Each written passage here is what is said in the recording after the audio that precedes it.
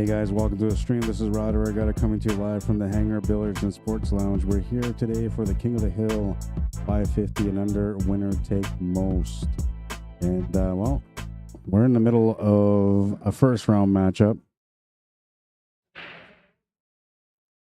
This is Pierre Van Damme at the table right now. Oops, and I forgot to do the zeros on there too. Score doesn't look right.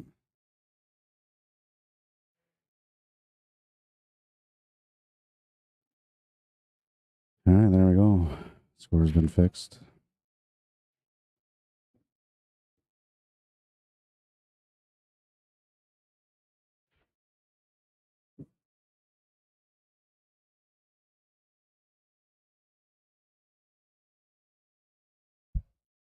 This is Joseph Tamayo at the table right now. Bogger rates are pretty even, 5 points apart.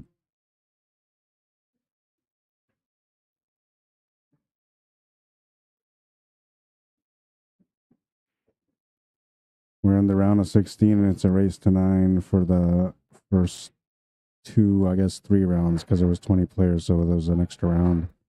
The final 4 and the finals will be a race to 11.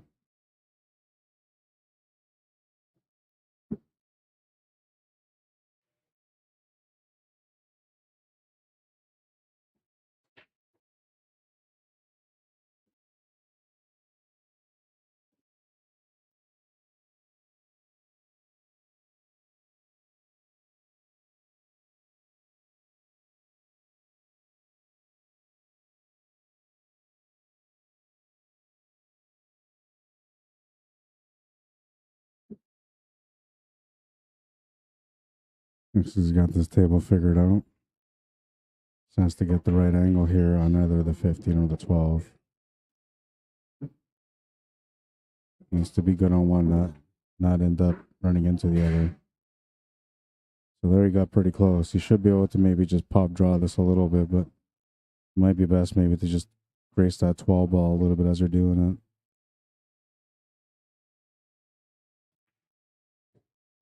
Yeah, and he had no choice but to do that.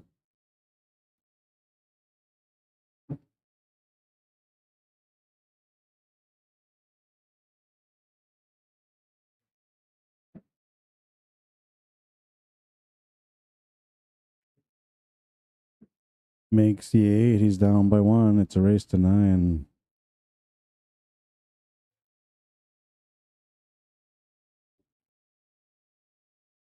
Here are the rules of the tournament. It's single elimination. Straight races, no handicaps. Race to 9. Semifinals and the final are a race to 11. Flag for break. Alternate breaks. Random racking system. Take what you make. Cue ball fouls only. Championship match must be played.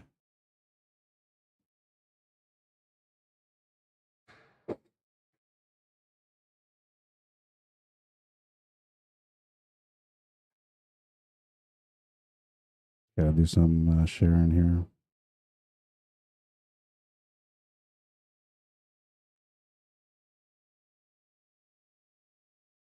But that's a little bit of a late start. But I mean, I was here on time, so everything tournament-wise was going on time.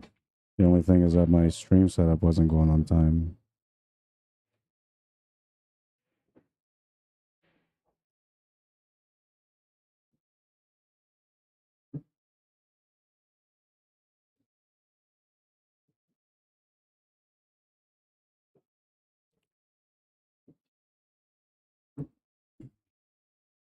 So the random racking system, the way it works is that you're supposed to shuffle the balls, and when they go down to the bottom of the chamber, when you go grab them to rack them, you're supposed to shuffle them first, and then you get 2 moves. I think these guys are done with the match. I got to find out what the score was.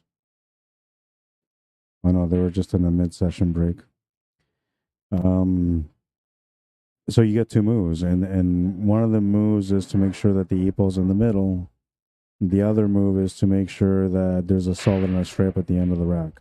So the front ball doesn't matter. Whatever ends up in the front ends up in the front. But you want, unless it's the 8 ball, then you move the 8 ball to the middle, of course. But that's the two moves. So let's say that you were to random racket and you put the balls in there, and then the 8 ball's already in the middle. Then you only get the one move, to make sure that there's one solid and one stripe at each corner. Now, if by any chance, random weird luck, you end up having a perfect rack where the 8 ball's in the middle, and you look and the solid and the stripe are one in each corner, then you don't get any moves, right? You just leave it as it is, you rack it. No, that can create a lot of problems for a lot of people, and the reason why is because it's random racking, right? So every pattern is different, completely different. Now, what makes it even worse is the fact that it's take what you make. So now, if you make a ball, let's say you make a solid off the break, then your solids, and let's say the solids aren't good, well, now you're in trouble. You got to find a way to make up for that, right? And likely you're not going to have an easy out. You're going to deal with a lot more troubles. Where normally in 8 ball, if you give a player an open table, they'll just go in there and pick the table that's easiest, the pattern that's easiest, and they'll just run the table out, and that's it. But take what you make, they're kind of stuck in a situation right off the break. So at the beginning, like players kind of break hard and they have a hard time adjusting, but later on, these guys will get used to it because they'll already play a few sets. By then, they'll start finding different ways to be able to control the spread when they're breaking. Well, that's what. Oh, I gotta fix this. That's what makes this all interesting. I don't know why I did that. Shoot, I know better too. There we go. It's fixed. Hopefully, you guys didn't notice. But that's what makes it hard for these guys to be able to compete in this tournament. Now, the other thing that makes it a little bit more stressful is the fact that it's a single elimination format. So that means that you have to play your best all the way through. You have no other option but to play your best. So it really puts a little bit of extra pressure on a player, and it makes them, have to play a little bit harder. Um, and that's good. It's good for competition, in my opinion.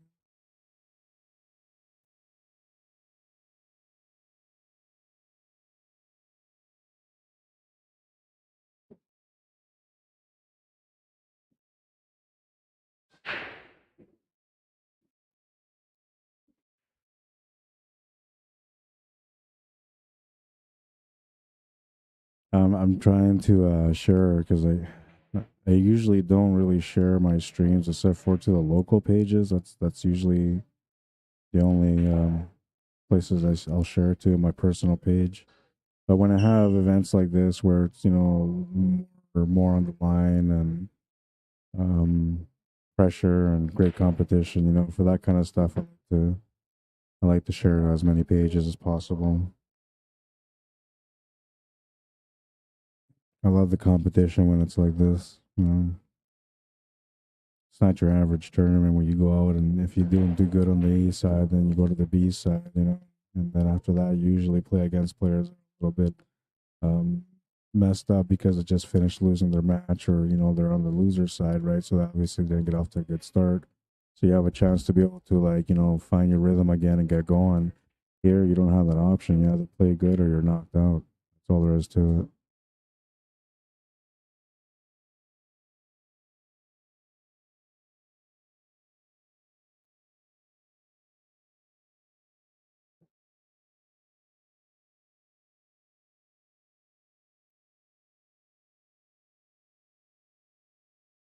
I'm sure what happened here. I didn't see what he's shooting. But let me take a little assessment here. The way he's standing, the way he's looking around. Is he eyeball? If he is, the only thing he's looking at here is a 13 ball and how to get into things. No, he's low ball. He's playing a combo. Made a good combo. Made sure to pull back. The 5 ball didn't get tied up, so that worked out okay. Cue ball's going back a little bit too far now, and he'll have a tougher shot with the 2 ball. Looks like he's gonna have no choice but to run into the 7 ball.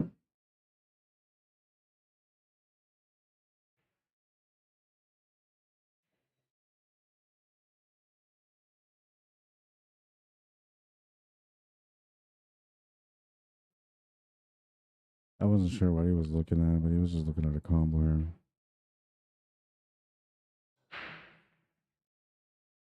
Made a great cut on the 2 ball. Did run into the 7 ball. and he won't have a shot on the 7 anymore. Can still make the shot on the 5 ball, though, it looks like. Oh, yeah, he's okay to make the shot on the 5. But getting position for the 7 is going to be extremely hard now. He's got a little bit of table to work with where his hand is there in that corner. He's got a couple rails, well, not really a couple, but he's got a corner and a little bit of a corner to try to get around and get back into the left side of the table, which will work best for that 7. Now, if he can find a way to maybe get into that 8 ball, that would be great because he could just have a shot on the 7 ball from there. But realistically, with the layout that he has on this table, he can't do that. Now, this is one of those things, you know, where he was already up. I think it was 5-2 at one point, and now his opponent's 1-2, so he's got a chance to win 3. It's adding some extra pressure here. You want to make sure that you don't want to turn the table over to your opponent in a way where you'll end up tying up the game, and it's just a race to 4 between you guys.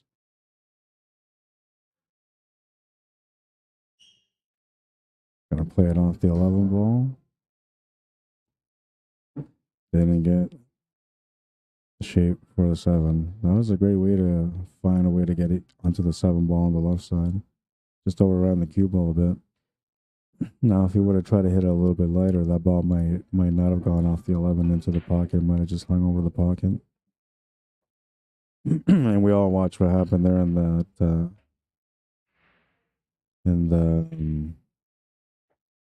oh man, what was the last I can't even think about it right now.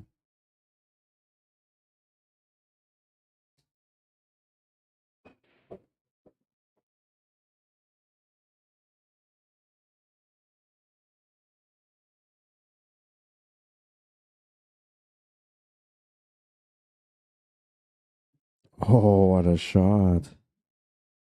That was a beauty. And he gets a shot to the corner on the 8 ball. He's got to take a little walk, though, man. We got to calm down the nerves a little bit. That was nice, man. That was nice. Gonna wait for him to finish that one and take a look at the shot. Very, very nice.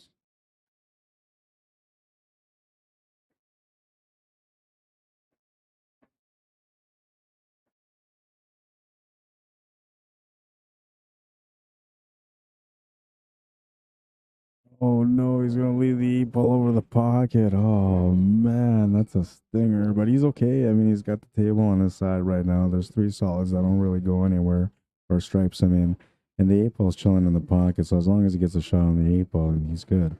And if his opponent Joseph ends up hooking him in any way, he still has a good chance to be able to make this 8 ball off a kick shot or a couple of rail kick shot. He's not in too much trouble here. The only thing is if he has to do a kick shot, he's running the risk that he might follow that cue ball through if he hits the 8 ball perfectly. And only because the 8 ball's in so deep into the pocket.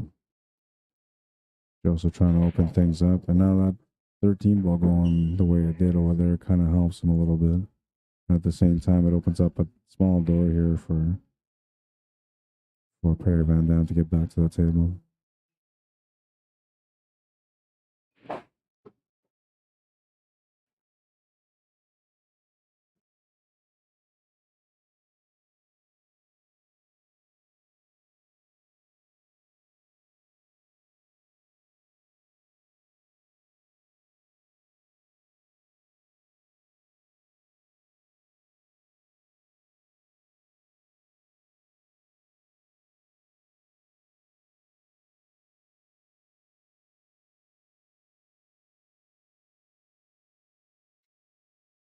Oh, and he's gonna miss Q on the shot.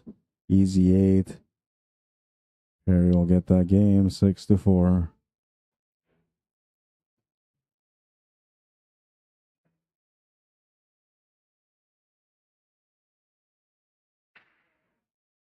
Take a look at the bracket while they're getting going here. So we have Pat Bonato, who's waiting for the winner of Jahangir Singh and Elmar de Guzman. Doug McKenzie playing against Kenyon Salamanowicz. Rodel Ranoa is waiting for the winner of Nathan Wood and Jill Chartier. Perry Van Dam is playing against Joseph Tamayo right now on the TV table. Craig Murphy is waiting for the winner of Grant Henderson and Curtis Jaborak. Jeremy Smart is playing against Jim McKenzie from Brandon.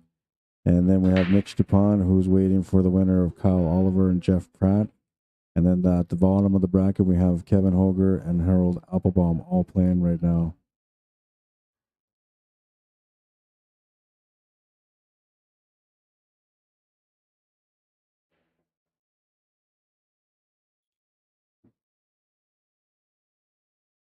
Well, this is an interesting table.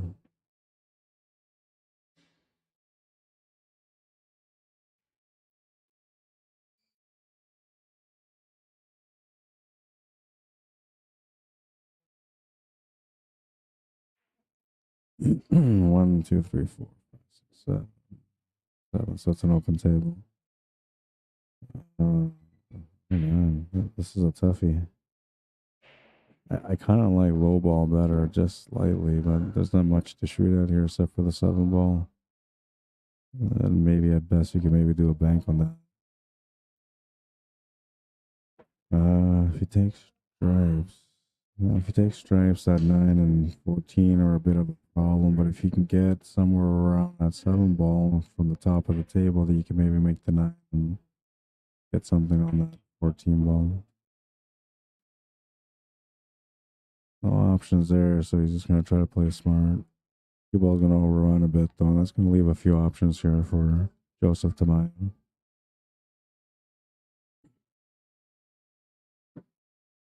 He's just saying that the speed of the ball, how fast it is. What's up, Rolly Cardoso? How you doing, man? And Gordon McKay, welcome to the stream.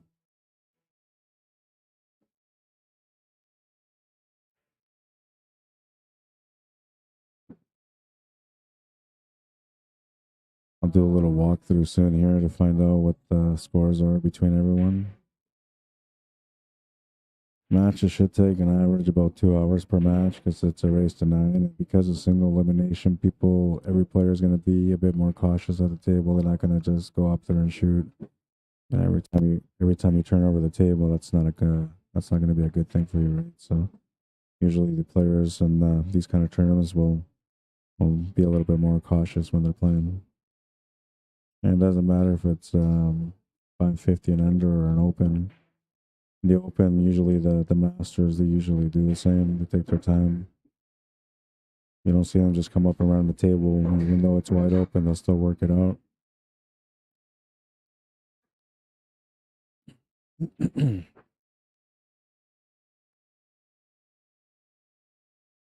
think I can take the... Yeah, we'll open up the sound here. The music's not that loud right now. It's kind of good.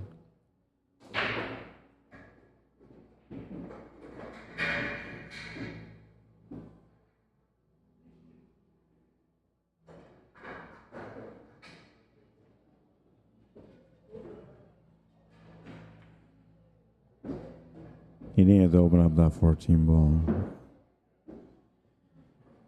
I don't think he can cut that into the corner.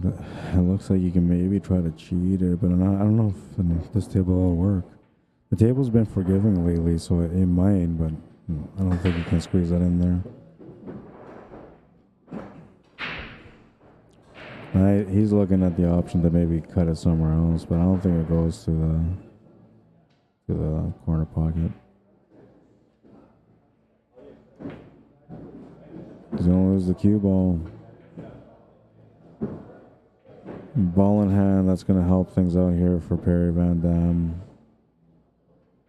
The 3 and the 1 are a problem, but if you have a ball in hand, you can deal with it. And I'm not one to really take a combination unless I have to, and I feel like this is one of those situations where you kind of have to. Though, however, if you want to take the 5 and open up the 3 and the 1, you can. That will give you some different options. But you're hoping that, you get a good setup then on a 3 or 1 after that. And now if you play the combo here, I'd be playing the combo with an angle to go up table for the 5.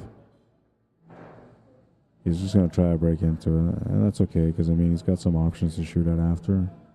But he's going to want to have something other on the 3 or 1. And you don't want to hit this from below, like from the bottom rail up towards the 3. You want to hit into the 3.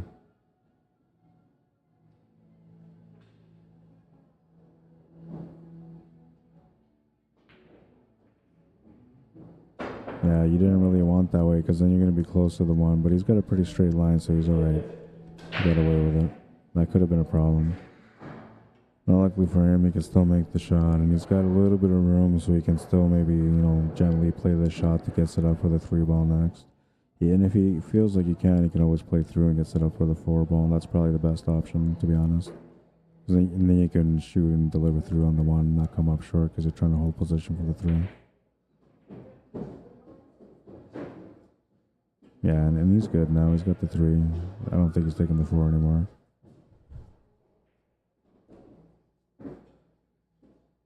Yeah, he's good.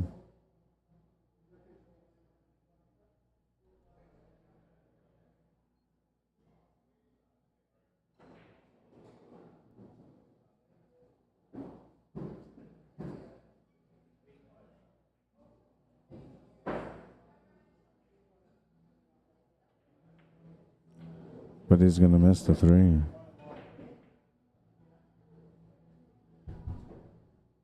He's going to miss the 3, and now Joseph's looking at this 14 ball again to see if he can maybe squeeze it by that 2 ball to the corner pocket. I don't think he can. He's setting up for it. He thinks he can. Yeah. We'll see if he can do it.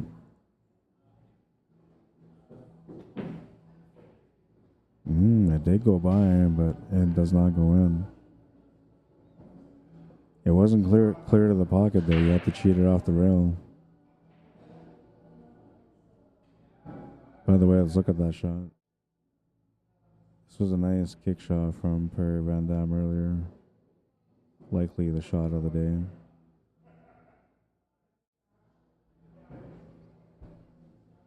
Just the perfect weight on that shot. Oh no, he's gonna miss that 5-ball. So that's just this thing from last time. From missing the ball last time. He's still feeling it. Joseph Tamayo with a lucky break here. Chance to get within 1 again.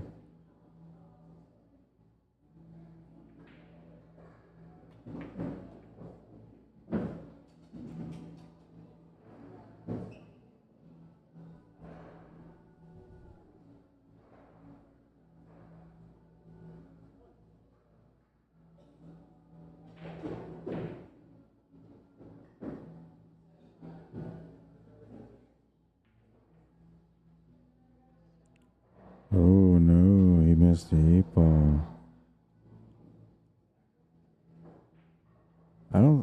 Maybe it didn't go. I don't know. I don't think it went.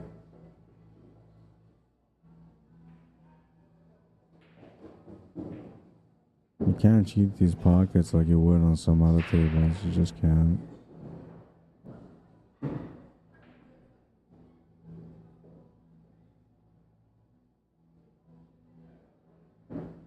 It's even harder to cheat a pocket on a Predator table.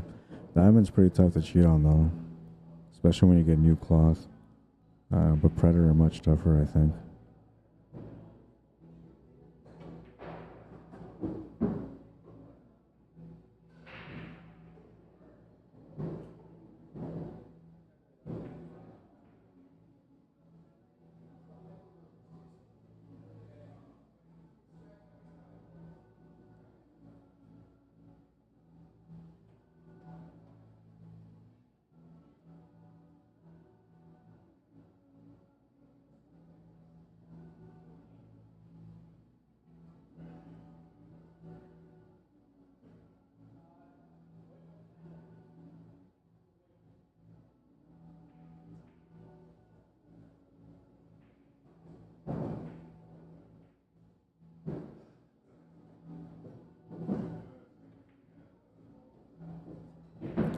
Oh. Still okay on the 6-ball. It is more of a challenging shot, though, because he's got more angle than he wanted. And especially because he's going to try to hold position for that 2-ball to the side pocket. Now, if he takes the 2-ball, he's got to draw back to set up for the 6-ball, but he can only draw to the right side of it. That means that he's going to be forcing the shot to the left side of the table. Especially because he's going to want to get more draw, more angle that he can get. It's not impossible. You just have to reduce the amount of spin that you put on the shot, and it should be all right. Good execution. This is a better angle now. This works for the 8-ball.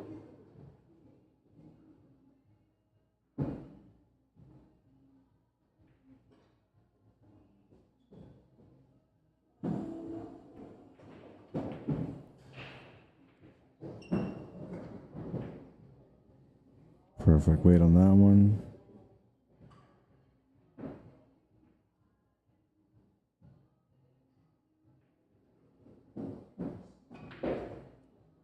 It's a race to 9, so he just needs to win 3 more games, and he should have this one now. Could have been a game that, you know, maybe Joseph Tamayo got.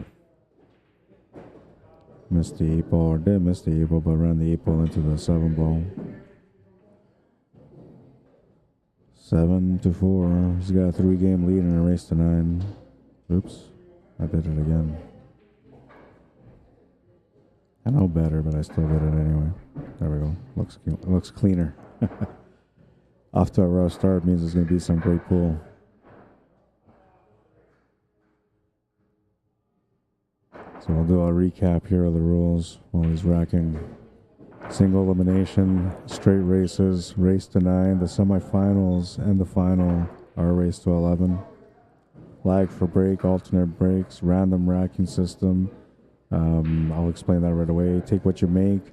Cue ball fouls only. Championship match must be played. And they're playing on 3.5 by 7 diamond tables. You won 9-6? Barely.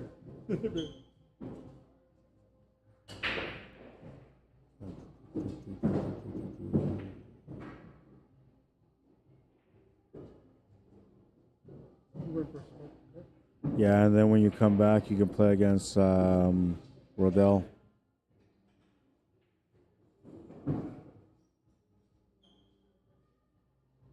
Who's that? Right there with the glasses and the white hat.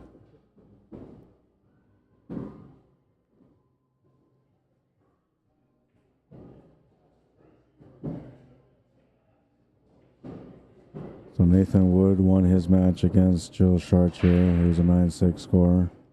He'll be playing against Rodell Renoa next.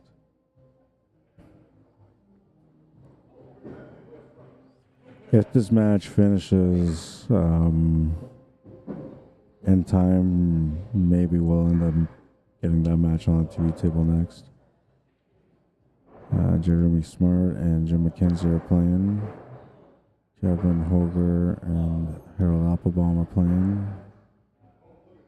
Doug McEwen and Kenyon Solomonowicz are playing as well. All right, so the only guys that got buys on the first round were Pat Bonato, who's waiting for the winner of Jahangir Singh, and Elmer de Guzman. The other one was Rodell Renoa, who was waiting for the winner, Nathan Wood and Joe Chartier. Nathan won that match now, so it's Rodell and Nathan.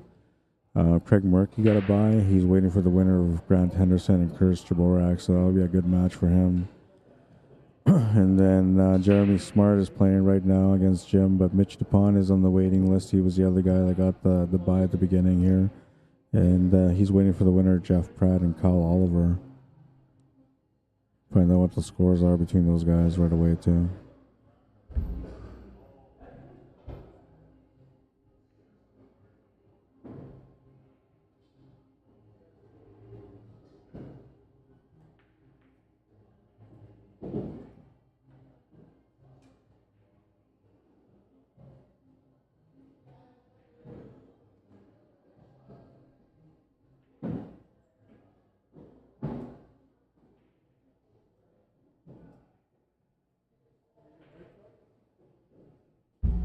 I never get them back, man. I'll give it back. You know where it is anyways. Trust me, you'll see me again anyway. Yeah. I'll just smoke right here. I'll pass it. Yeah, no, it's fine. It's fine. I'm not worried about it. I just give it the evil eye, because if I don't, then you think, you know, I don't mean it. I don't take anything. I know, I'm kidding.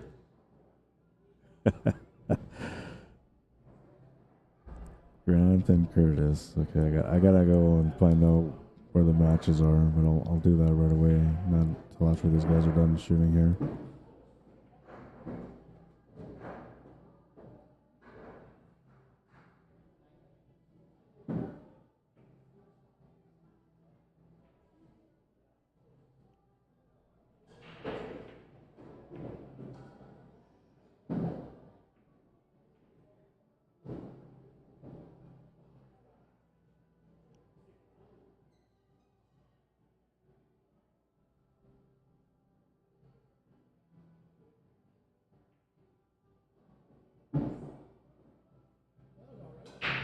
Yeah. You had a chance? Oh, I had three games. Yeah. Almost an 8-ball last game. Yeah. These guys had a rough match in the last rack too, man. Missing 8 balls and stuff. It happens, you know. It's I don't know. It's different mentality for this tournament. Yeah, Nathan ran 4 racks, but he ran 2 and it was 6-6. Yeah. So he gave him 8-6, right? Yeah. And I got 2 back, but he needed to get 1 back. Even with take what you make, eh? You didn't. Yeah. You got wide open patterns. Yeah. That wasn't too bad because if you don't have nothing, if you got that huge ball, you just tap your ball and roll somewhere where table's screwed, right? So Yeah. you gotta deal with it. Yeah. Try safety, so I think. Whatever. It was good. Yeah, it's just when he breakouts, hammers the ball. And everything just opens up. I know. Yeah, and then nothing gets tied up and it just opens everything up. It doesn't always work, but it does work a lot of the times. For him, man, I see it. I said, man, Nathan, you're lucky. You got a horseshoe and you have him in your back pocket all day. Yeah. If that was me, I'd be tied up every time. Yeah. If I move balls around, I get hooked. Yeah. That's why I try not to. I gotta hit it 3 times before it goes I think. Oh well, that was good. Talk later. Yeah, man. All right, so I'll wait till this rack is done, and then I'm gonna go find out the scores. What's the score between you guys?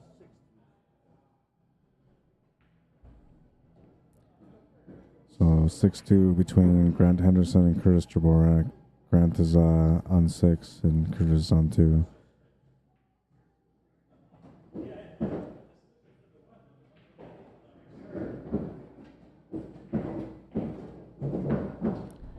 I think Joseph won that game, 5-7. All right, and this will give me a chance to go do a little walkthrough, find out what's going on with the other players.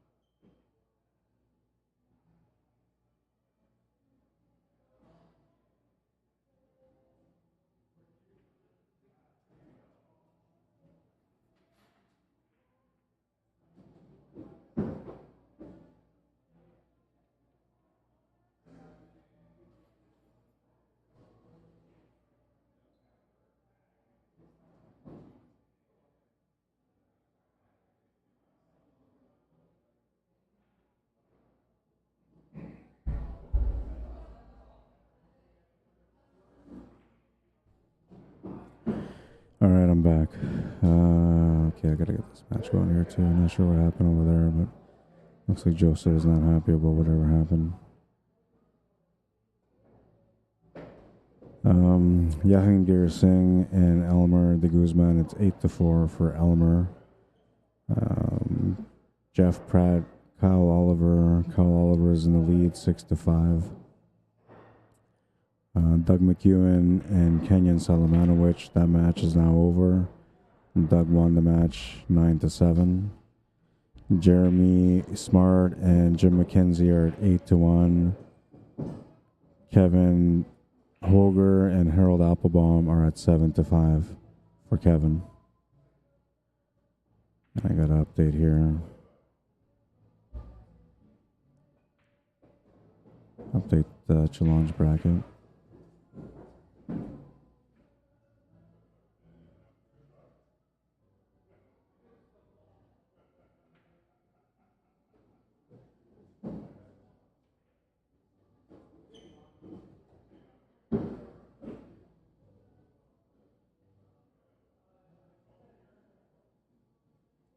All right, it looks like Elmer just won his match. He'll be playing against Pat Bonato next.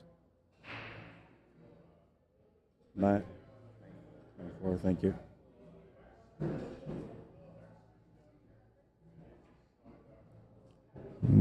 What is it now? 1:41.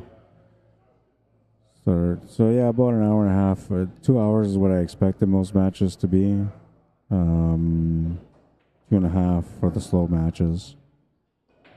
And so far, we're almost 2 hours in, and not too bad. An hour and 41 minutes, and a couple of matches done. But the only thing is that some of these matches were from the very first round, not the round that had the buys, the round of 16. So now those guys have to all play and catch up. There'll be a bit of a break for some of the players while they're waiting for opponents. But the good news, they don't have to wait too long. They'll have an hour and a half, for a match, and they can take their time. So you'll have a little bit of a wait. You're playing the winner of Pat and Elmer, and they haven't started. They're about to start now. Okay, so it's a little while. You have about. I expect matches to be up to 2 hours, right? So yeah, any table that's open, you can practice on that.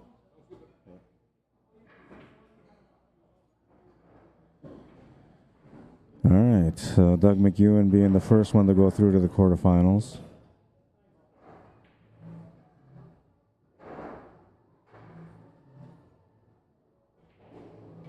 Pat Bonato and Elmer de Guzman will play next.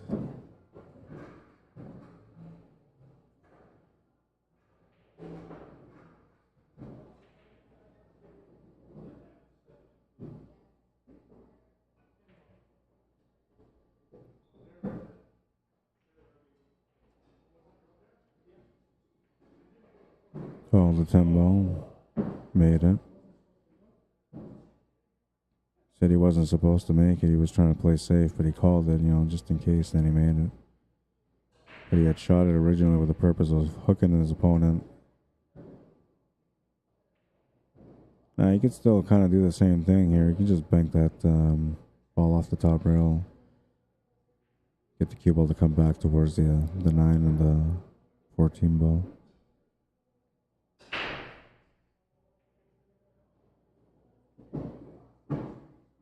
Now, for a lefty, this wouldn't be hard, but I think he's a righty, so that might make the difference.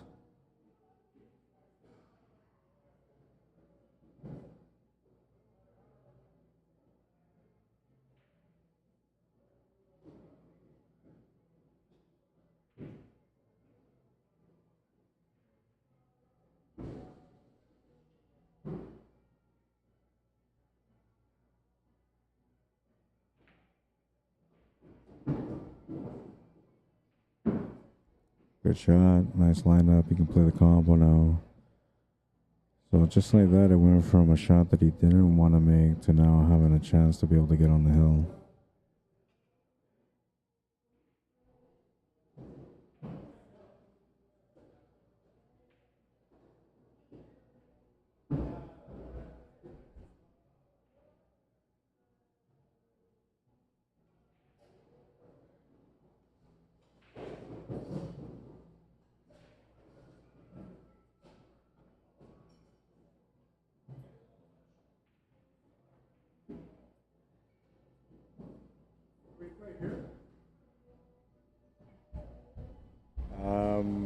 Yeah, you guys can play there. You're still waiting for an opponent. You're still waiting for an opponent. You're waiting for the winner of Jeff and Kyle.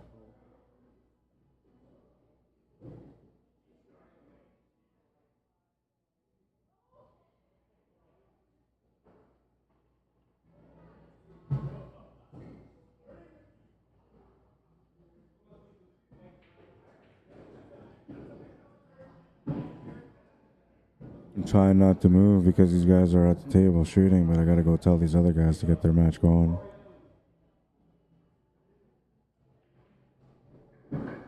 Pat and Elmer, I'm gonna get that match going because they're catching up here.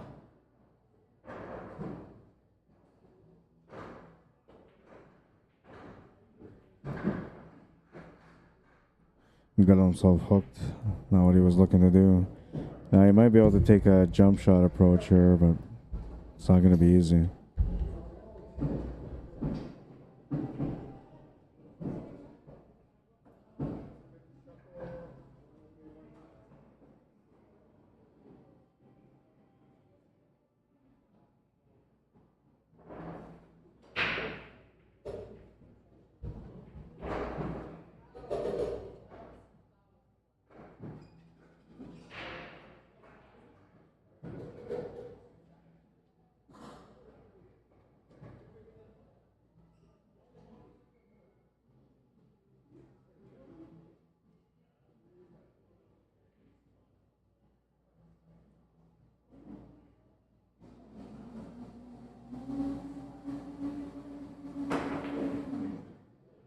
What a shot.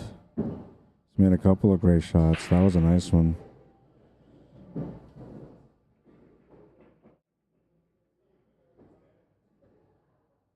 Oh, yeah, they gotta make it, or you're not gonna win that game, right? So he ended up making a great shot, and well, unfortunate for him, he's got a tester here on the 8-ball also. Would have been nice if it would have been rewarded with something easier for the 8-ball, but really the options were limited, and this is probably as good as he could have gotten. The good news here is that you can make the shot. The bad news here is you got to watch out for where the cue ball goes, because if the cue ball runs into the 5, it could easily go off the 5 and 6 into the side pocket, and that's kind of the tangent line that he has right now. Now you only have two options here. You either play this with inside spin to avoid the 5 altogether, or you play it with draw to go off the 2 rails, top right corner, right side rail, back to the middle. Now if you try to do the draw, it makes it tougher to make the shot. If you play the inside, it's hard to see. So whichever way it goes, this is not a high percentage shot.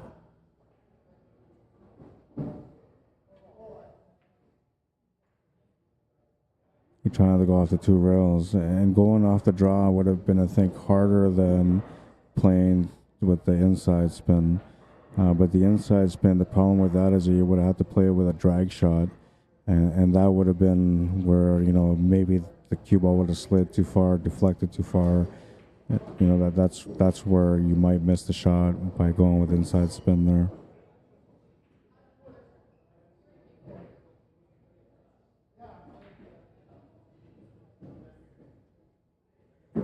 Would have been good if he had drawn back a bit more, but he's still okay. He can still make it. Just gotta watch out for the scratch to the corner.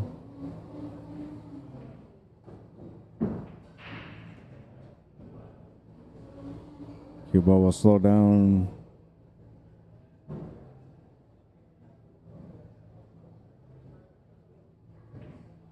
Makes the 8-ball 6-7. He's down by 1. I'll be right back. I gotta get that match going.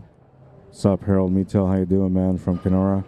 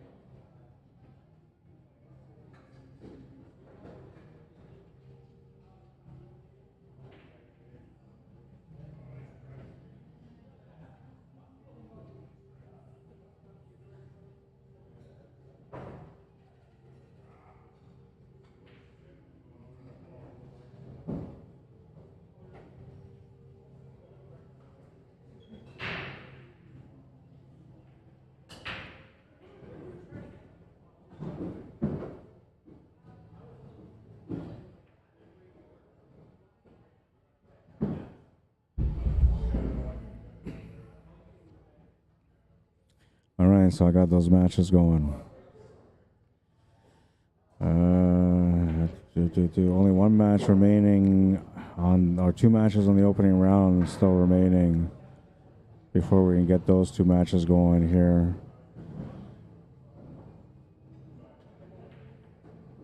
On this round, the round of 16. And Doug's going to have a bit of a wait because, you know, he's got to wait for the winner of Pat Bonato and Elmer de Guzman. They're just starting now. But he's ahead. He's the first one through onto the quarterfinals, so he's okay.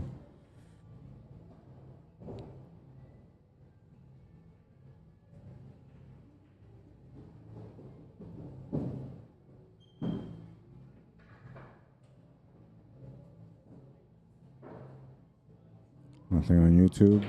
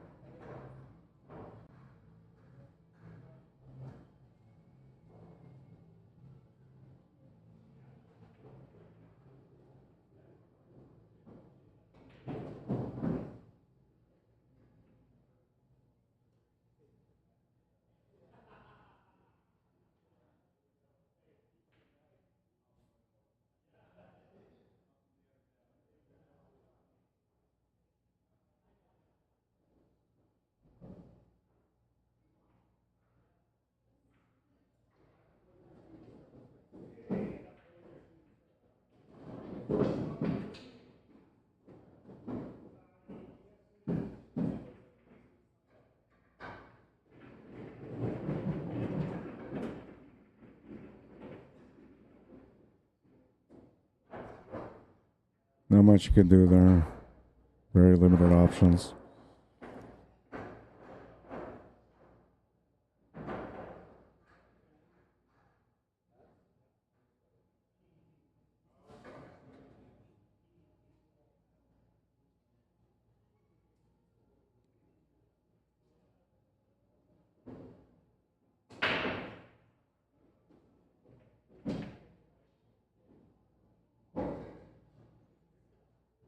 No, he played it through and he's left the shot on the 9 ball. Now the only thing where he's gonna maybe get another chance on the table here is because of that 11 ball. And I don't think Perry will try to set up for the 11 ball here.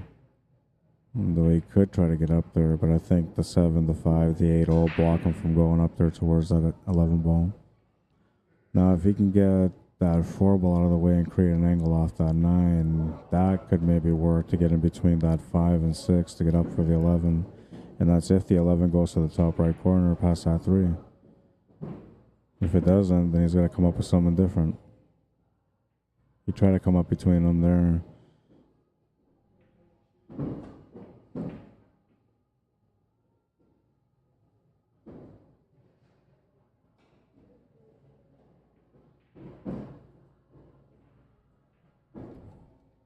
Oh yeah, that 11 ball went for sure. Just needed to get position for it.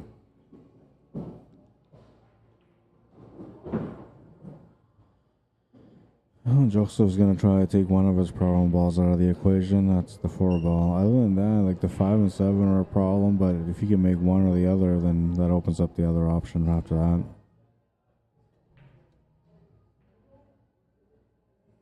He'll come up short on the shot, though. Turns the table over back to Perry Van Damme.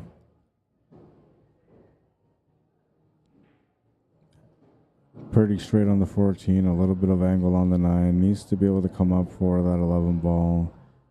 I don't think there's enough room for that 4 ball to get past, or that 11 to get past that 4. Yeah, he's walking around, so that gives me a chance to look. Yeah, I don't think there's enough room there.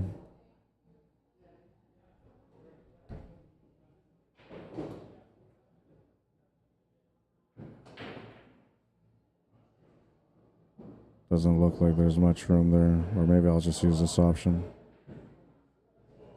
Yeah, not much option there.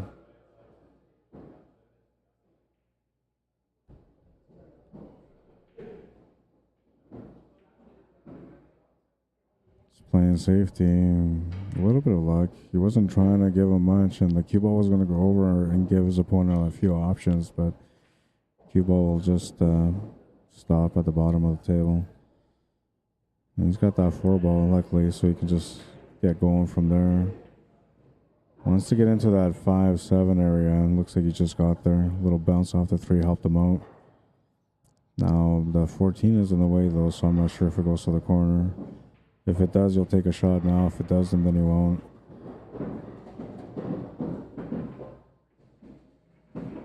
Options are real slim around them. No real promises here, except for maybe the one. He'll make the one. That 5 ball might be just above that 7, maybe. That's what he's looking for, the side pocket.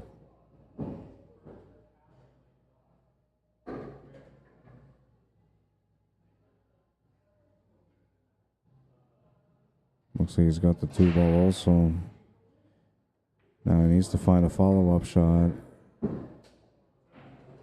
He didn't quite get one. What was it? Yeah, thank you. You might have a match. Hang on. No, you're good. Yeah. Yeah.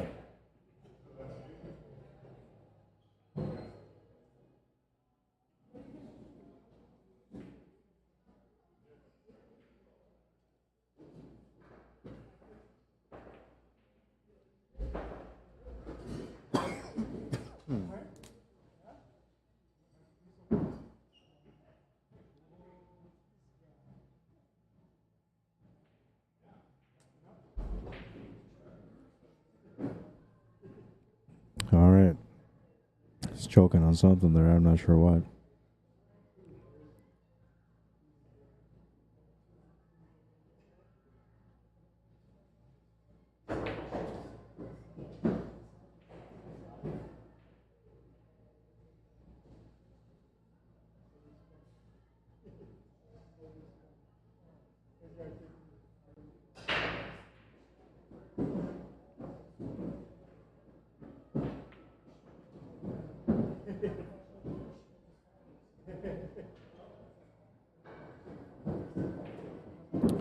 We'll tie the match at 7.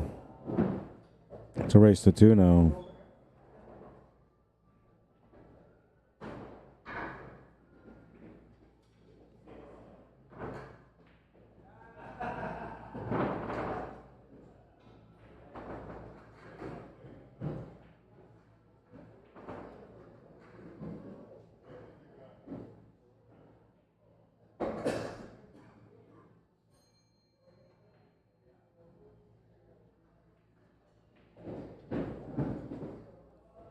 Moving into rack number 15 now. Joseph Tamayo just tied things up. It's a race to 2. He's breaking next. Looks like he's going to wait for his opponent.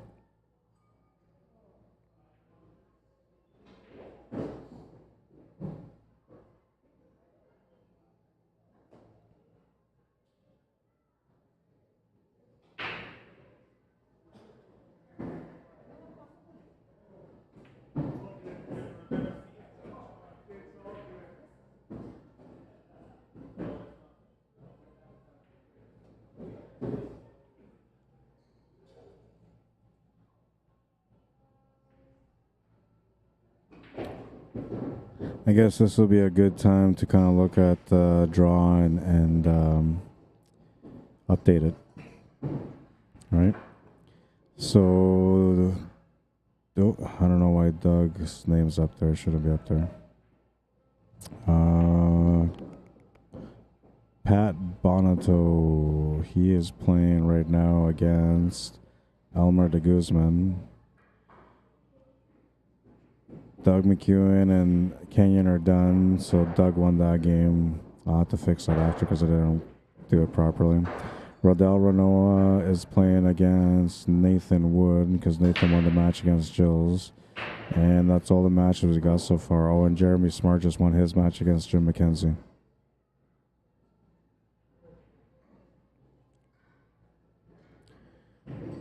Looks like a dry break.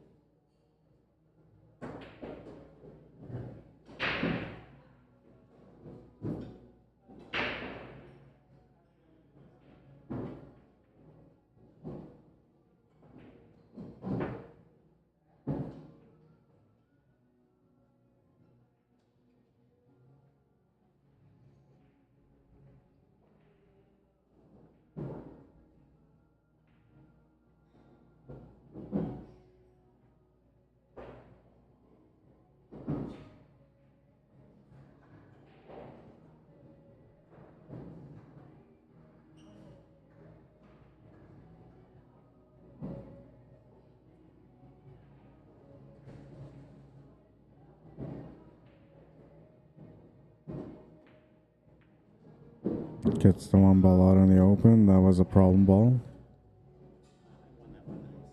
9-7, okay. And yeah, you're waiting for you're going to be waiting about 2 hours, hour and a half, 2 hours. Yeah, because, yeah, you can do whatever, man. Yeah. I'll message you, yeah. Hey, what was it, 9-7? Thank you.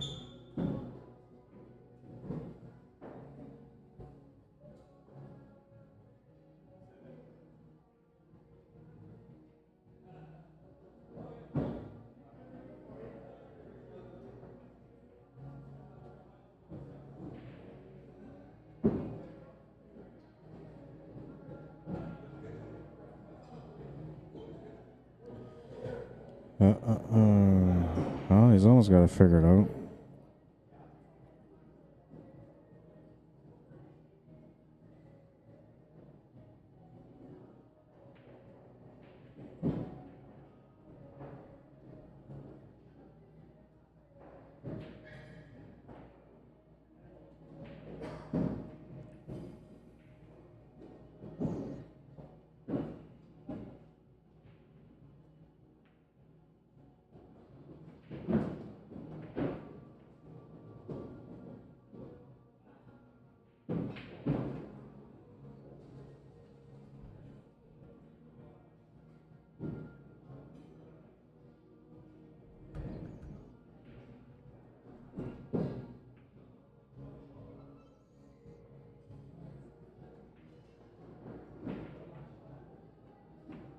The only reason he missed that 5 is because he wanted to make sure that he had a shot on the 6 ball.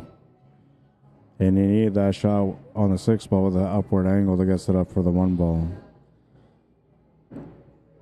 Now, had he made the proper adjustments to be able to make the shot to the side, he might have scratched. What was the score?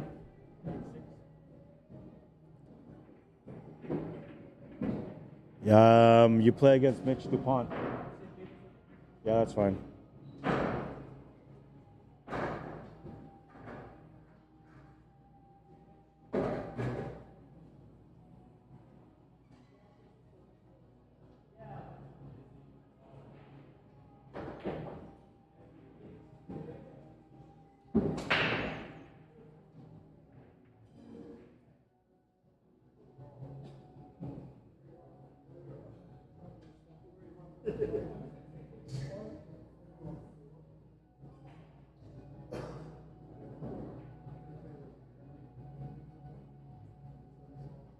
Well, he's got to make a decision here, too, because he needs to get that 14 ball and 8 ball open.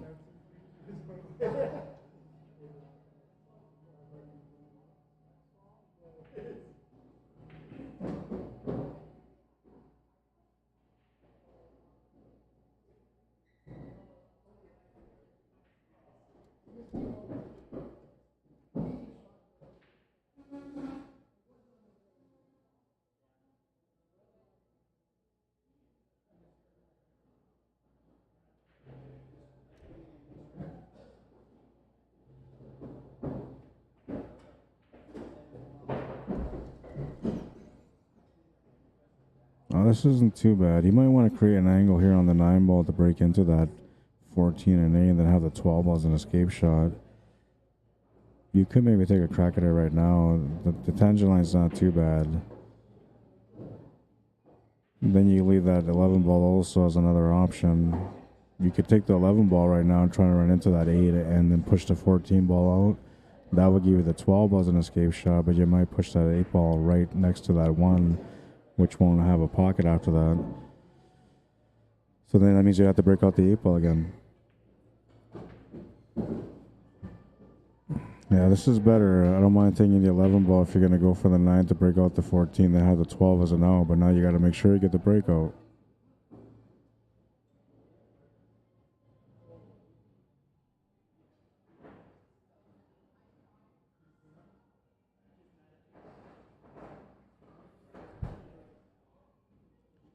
Good luck, Mitch. Good luck.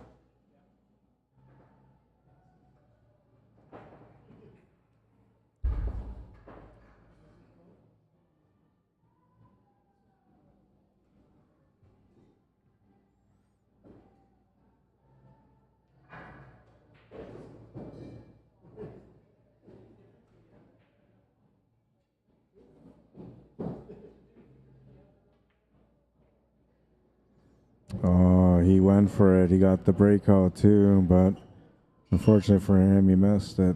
So now he turns the table over to Joseph Tamayo, and he'll have the shot on the 1 ball. Just needs to get down table for the 6 to the side or the 5 to the corner. 6 to the side is what he would like to get. That makes the finish a lot easier for him.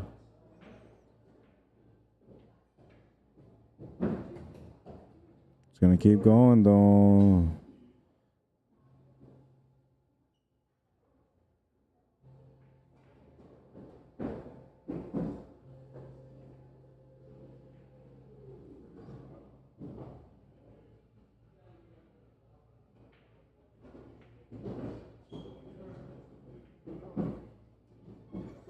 Makes the shot on the 5. He had to improvise, and unfortunately for him, he's got a tough shot on the 6 ball. A bank corner will probably be the best option here, most natural. I don't know if he can cut it without scratching. That's what he's going to call. If the option is there to make it without scratching, that's what I would take on too. Get in there. What a shot.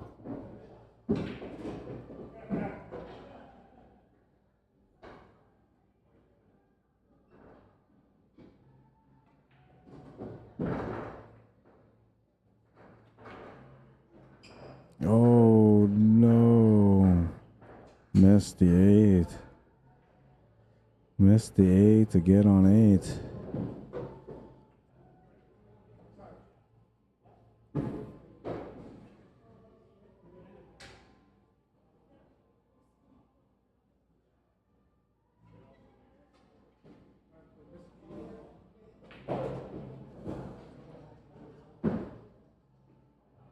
Needed a bit harder of a bounce there for that 14 ball. Taking the shot on the 12 doesn't help him to get set up for the 14, so he has to take the 14. Now what's not comfortable about this shot is he's got to jack up his cue because he wants to be able to make sure that he gets around table to get back on to position for the 12. And he's back cutting it, as you can see from here. So if you're raising your cue to try to draw here, this makes the shot a little bit harder to make. If you play it through, not too bad, but now you might run into the 12 or you might just avoid it. And if you just avoid it, you'd be okay for the shot to the corner, but if you run into it, anything can happen. Oh man. That's going to be a scratch. 8 to 7, Joseph Tamayo on the hill.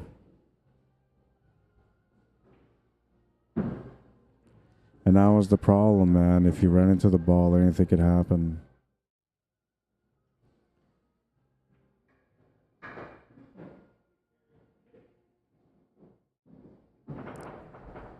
Just the way it goes sometimes. He'll have to shake it off. He's got no other choice. He's breaking next in rack number 16, looking to tie things up so he can take it to the hill.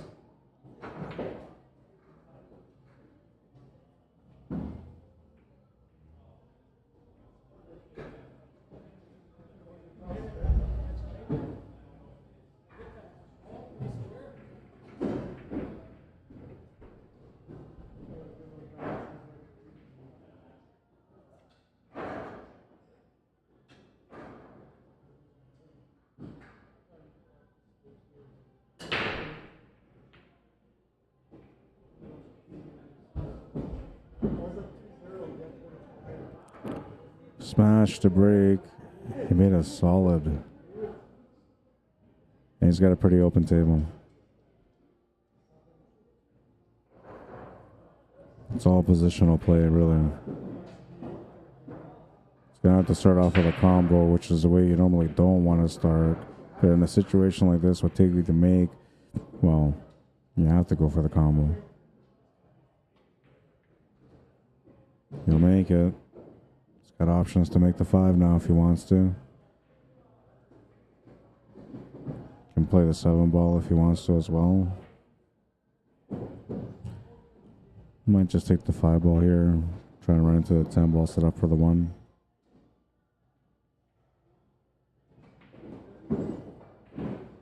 It's not going to get the shot on the 1. He does have the shot on the 3 to the bottom right corner. He could always jump for the 1 or jump for the 7 ball.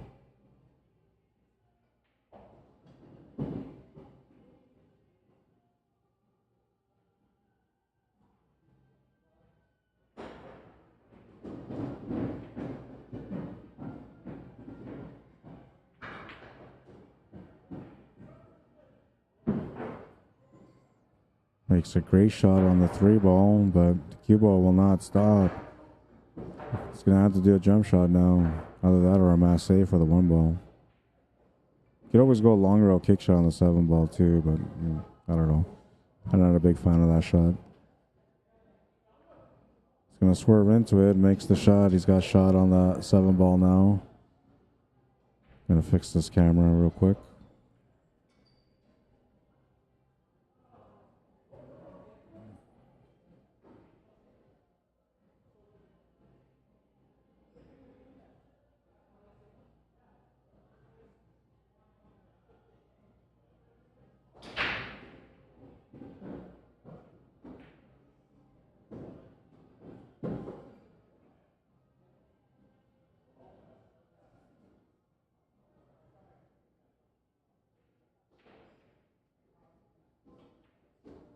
Makes the 7. He's going to get set up for the 6 ball. He'll have the angle to get set up for the 8 ball. He's looking good to tie up the match now.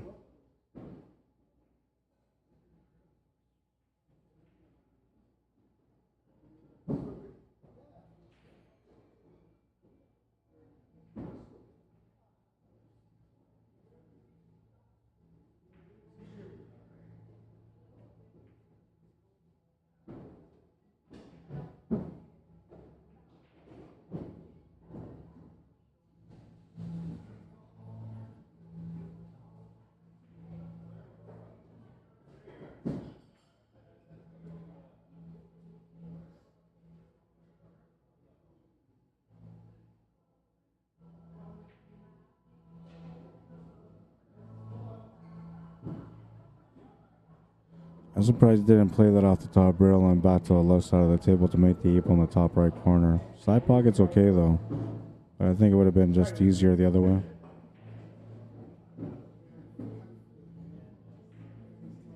I guess there was always the risk though that you might end up running into a stripe and get hooked, right? You didn't want that to happen. 8 all. He's on the hill, and we got a hill matchup here in the King of the Hill first TV table matchup. It's going down to the last rack. Joseph Tamayo will be breaking for the match.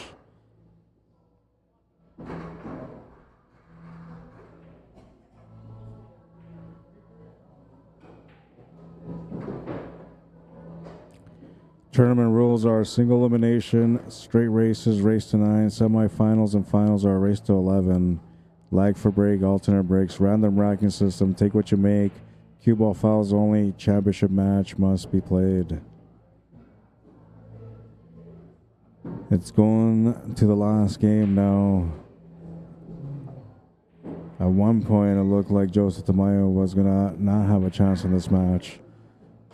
But he fought back, he took advantage of the opportunities that he could on, and he's here at the table now, breaking for the match. Looks like he's come up dry though, so now Perry and Van will have a chance to close out the match. Not much to shoot at though. Tough table.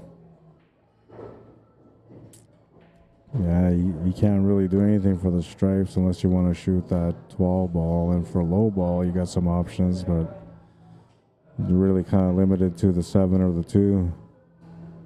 Maybe the 1. Let's take a look at this angle again.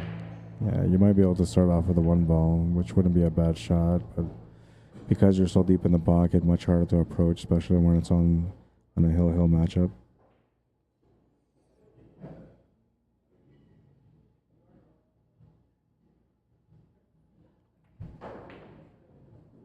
He was able to see the 4, but he'll miss it.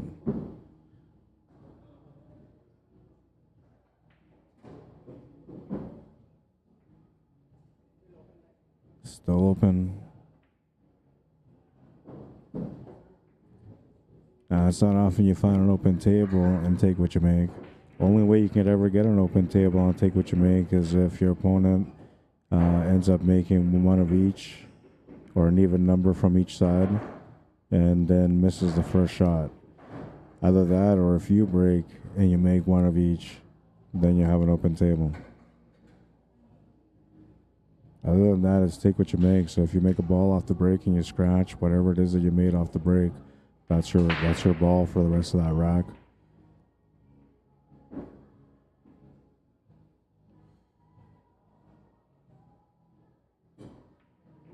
It's gonna overcut the 1 ball. We still have an open table.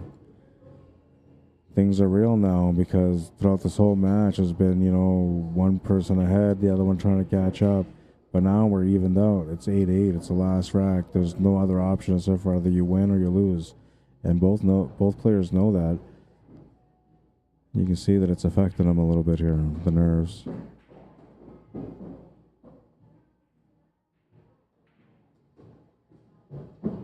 And the nerves are going to play a part in that one also. He'll come up short on the 2 ball. Didn't get the angle that he wanted. And I don't think he has any other option except for to shoot the 2 ball unless he plays the safety. Then he's got a few different options, but the idea was to get set up for the 2 ball. And he's going to call the 2 ball. You can see here from this angle, it's a pretty intense back cut. This angle's a bit deceiving. I don't know. It doesn't look the same. Looks like it's easier from here. And then you see how difficult it actually is.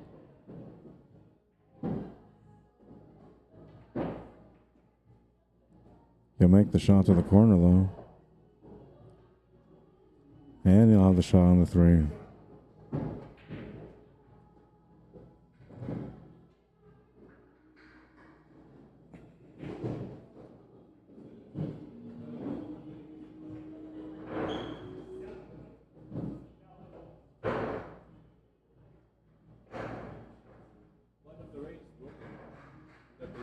One of the rails is broken? I gotta go take a look at something. I'll be right back after he shoots his ball.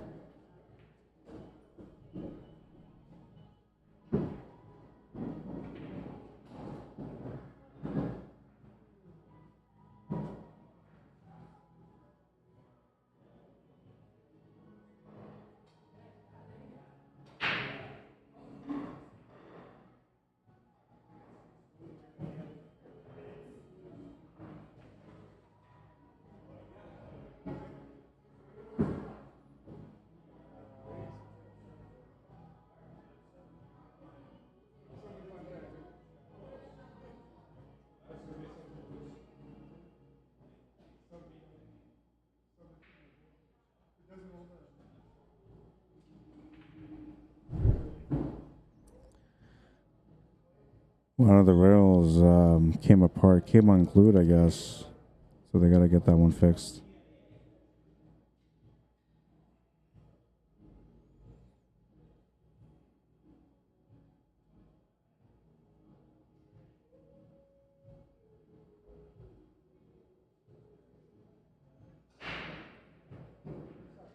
Just trying to make sure that he makes the right decision here because he knows he doesn't want to turn the table over. He's right at the finish line.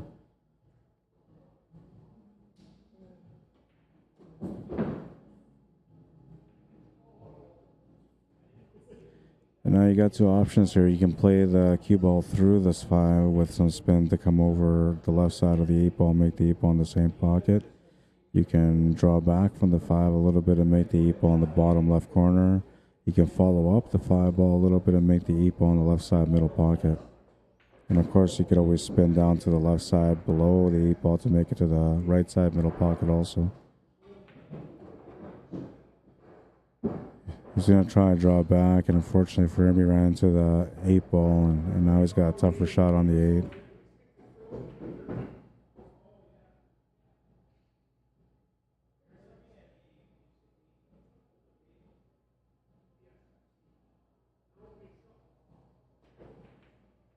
Great attempt on the 8 ball, but he's going to miss the shot. And, well, he's not going to leave Joseph a whole lot of options, but he's going to just play a safety here. At least he should, anyway. You want to take another 4 minutes? Huh? No.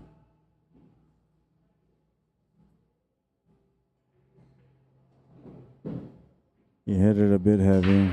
He still left him hooked, you know, but he hit it too heavy. He was trying to leave him completely hooked. This could be just a mass A shot to get a good hit. Doesn't have to go for a kick.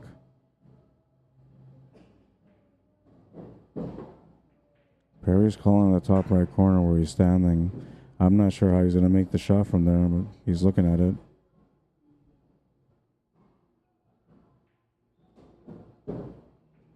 Harold says we had that happen to a table. People sitting on the table, no respect.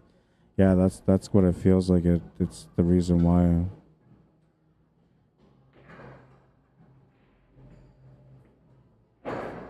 Oh, and that's going to work out pretty good for him. Kind of left him in jail, sort of. It's not too bad, though. Joseph has options. He can make the shot to the side pocket, too, if he wants to. Although I would just make the 9 ball here and leave that 13 ball where it is.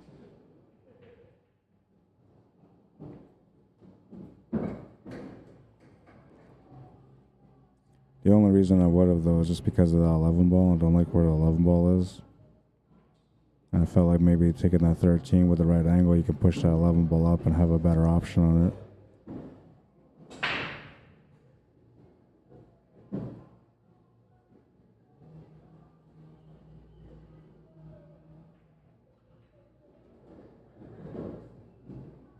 Oh, this will address the 11 ball.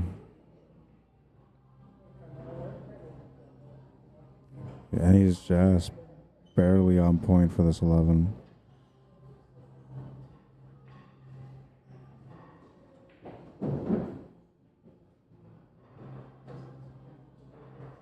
Johnny Joe, what's up, man? Says just tuned in. What is the race? It's a race to 9.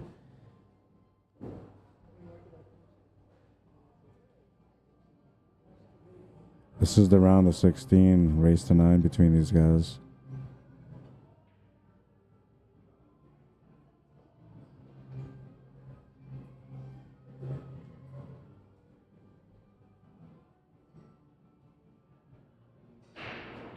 No chat on YouTube yet? Oh, it's only showing top chat, not live chat.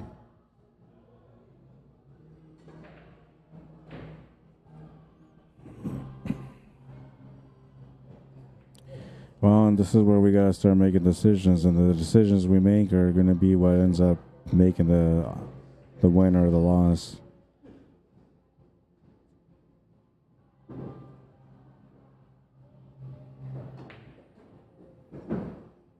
Plays good position here for the 15. He's gonna have to settle for this 12 on the top right corner, I think. He's thinking about shaping up for the side, but the problem with that is you're playing into a position where the 8 ball might get in the way. I would rather play this through here. It's natural to come off the side rail and off the other side rail, then you have the perfect shot to the corner. You'll hold the position, though, and you'll have that back cut on the 12 to the side pocket that he was looking for. Another thing about that is now he's got to play a shot off this 12 and try to control the cue ball while it's going off a couple of rails. Not guaranteed you're going to get position on the 8.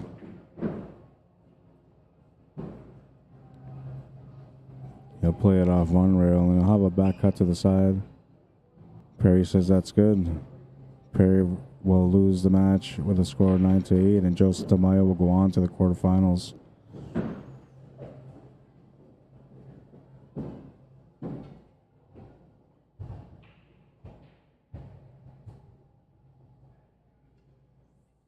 And well, we'll move to the table next to us here.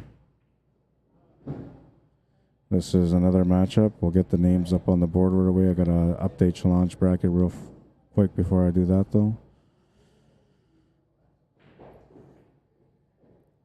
That was a good match for first match on the stream.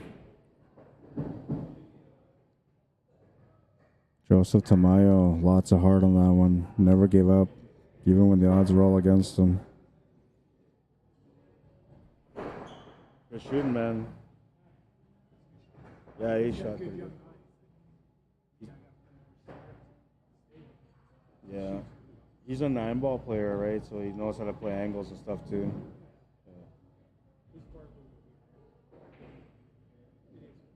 Yeah.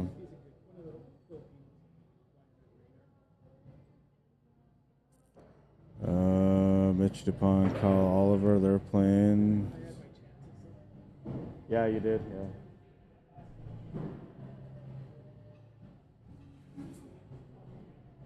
That short position on the 2 affected you there.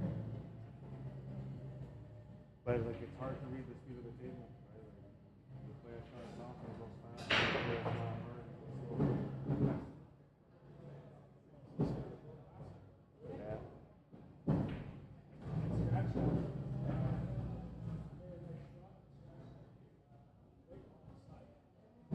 Yeah.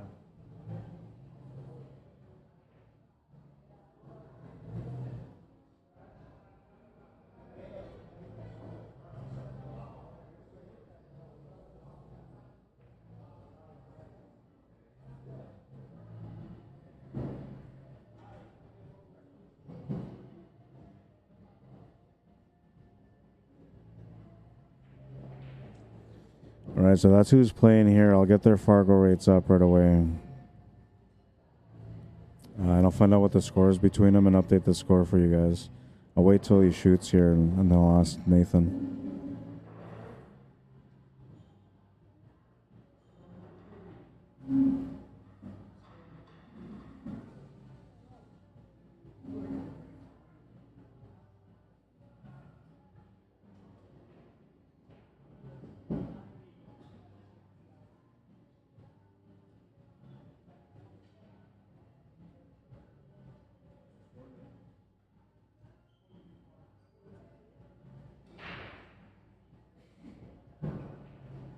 So the score is 4-2 for Nathan right now.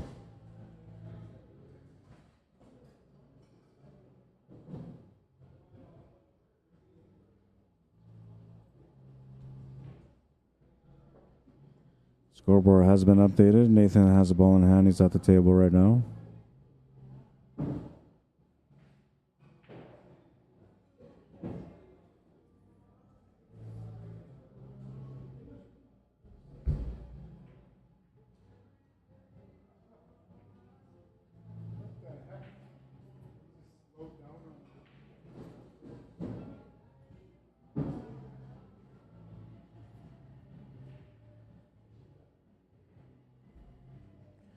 We're going to average out Rodell at 550.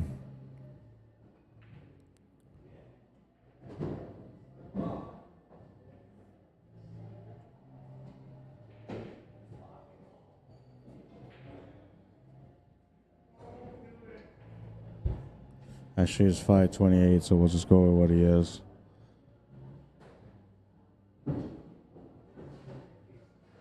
Oops.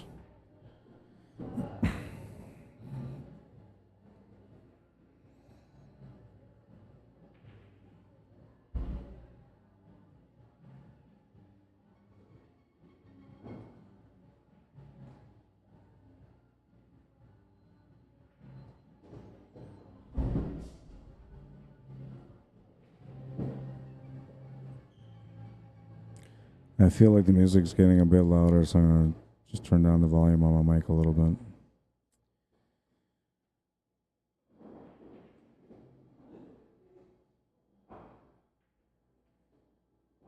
All right, so we got all matches going on the round of 16. In the quarterfinals so far, we have Doug McEwen waiting for the winner of Pat Bonito and Elmer de Guzman. Joseph Tamayo waiting for the winner of this match on the TV table right now.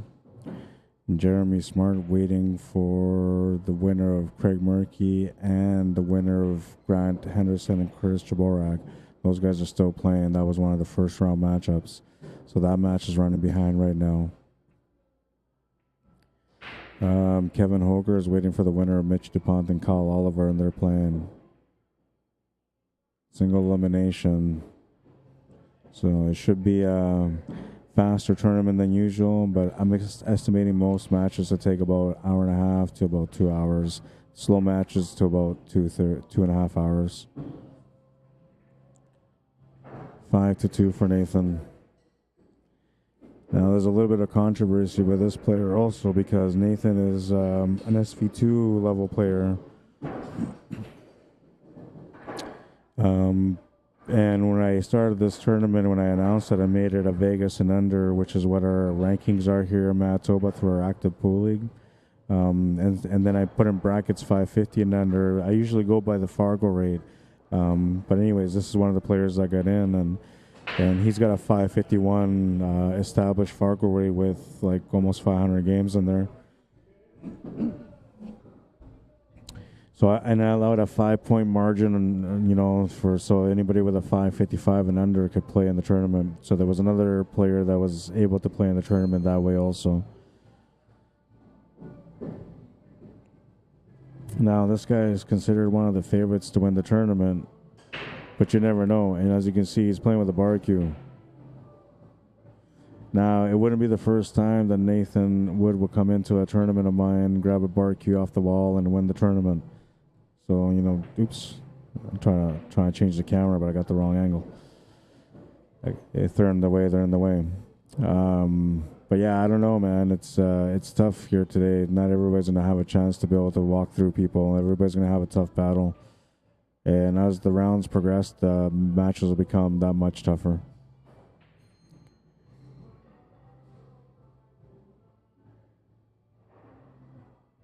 The semifinals will be a race to 11. That's going to be interesting to see who wins that when they get to a race to 11s. And then the finals will be a race to 11 also, so that'll be another interesting matchup, whoever comes through the final two.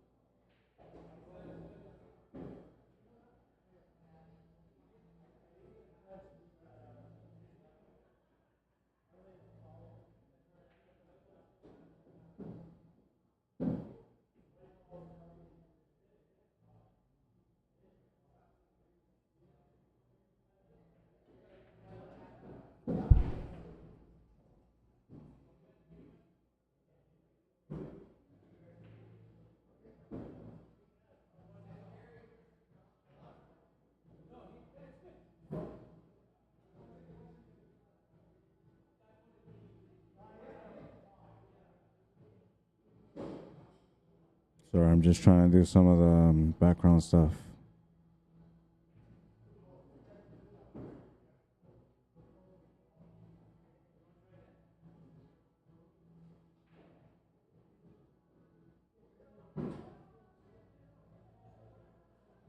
What's up, Joseph? Good shooting, man. That's okay. It was good that like you never gave up, right? That's the most important thing, is never giving up. 7-4 and then Yeah. so that's the mistakes, then just don't give up. That's right. That's the biggest thing. Everybody's gonna make mistakes. Everybody's under pressure. Single elimination. Everybody's under pressure. You handle the mistakes of that. Yeah. You're playing the winner of this table here. Here is They're at 5-2 for Nathan.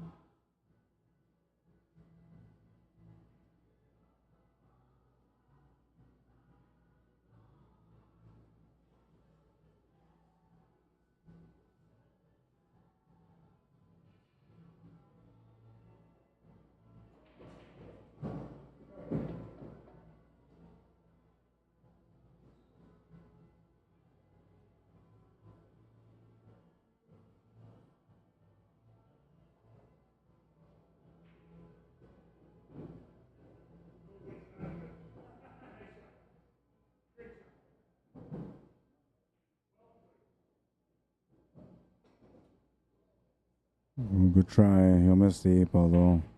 Ball in hand. Rodell trying to find a chance here. He'll get a chance in this rack. If he can win it, he'll be down by 2.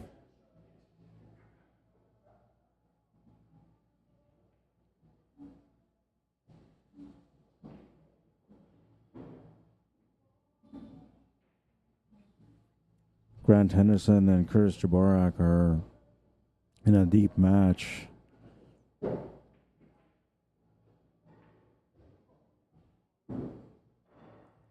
You can see him here in the background. That's Grant shooting on the far end. Made the 8-ball. That's for the match.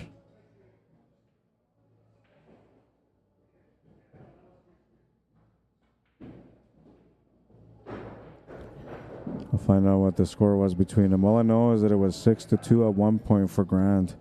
And Curtis put a big fight all the way through because he came back here disappointed, but ever since then, he's just been fighting and fighting and fighting on the table, and they just finished. That was a long match.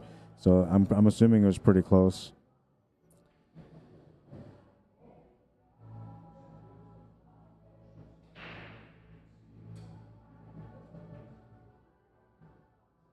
So here's the updates on the players that have made it through so far.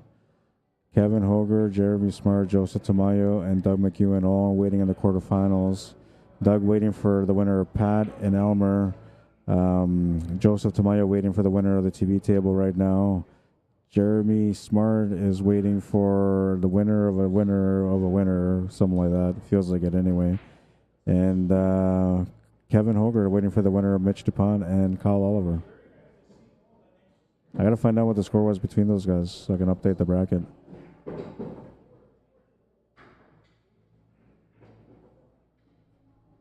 Five three? 5-3? 6-2. Oh, you won that game. Yeah, he actually screwed up.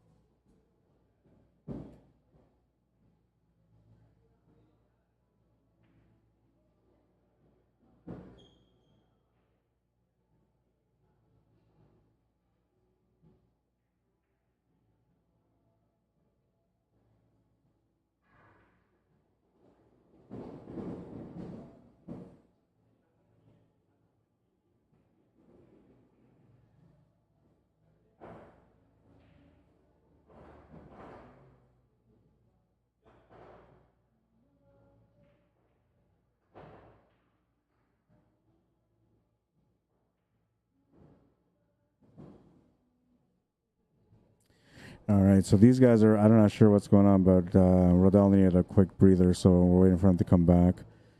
And the challenge bracket 9-7 was for Grant Henderson, a win.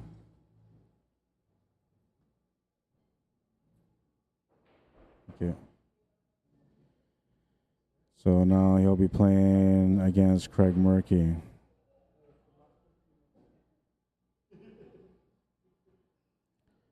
And that's going to be our next TV table matchup. So these guys are going to get started on the TV table in a few minutes. Grant requested a quick breather. I told him he can have 5 minutes. Now we're resuming here with this match. 6-2 is the score. Nathan at the table needs 3 games to win the match. Oh, and why isn't that showing his Fargo rate properly?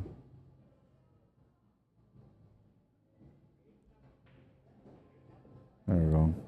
I don't know what happened there, but it didn't show his Fargo rate properly. I'm having a rough day today so far. I only slept about 5.5 hours before I had to get up and do things.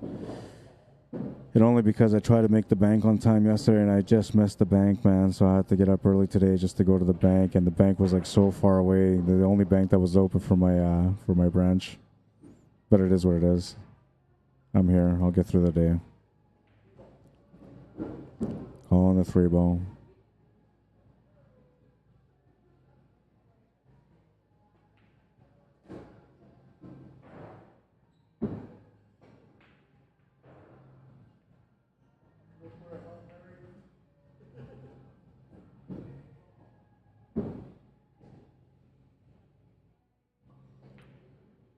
Rodell Renault at the table. He's got a chance now. Not an easy table, though.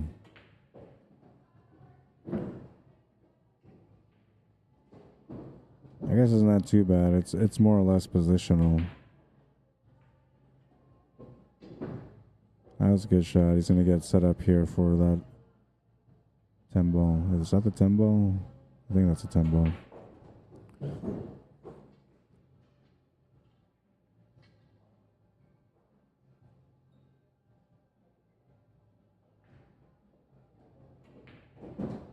Bumps over onto the 15. We'll have the shot on the 13 or the 11. He's got to figure out his pattern here.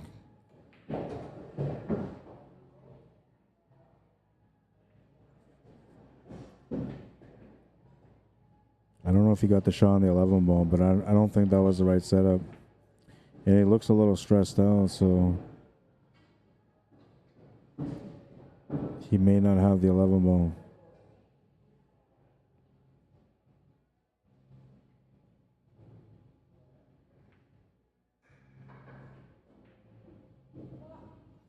He did have the shot on the 11 ball. He just missed it. He would have been on the 15 ball, but extremely tight on it. Would have had no choice but to shoot over the ball for the 12 ball. Lucky break there for Nathan.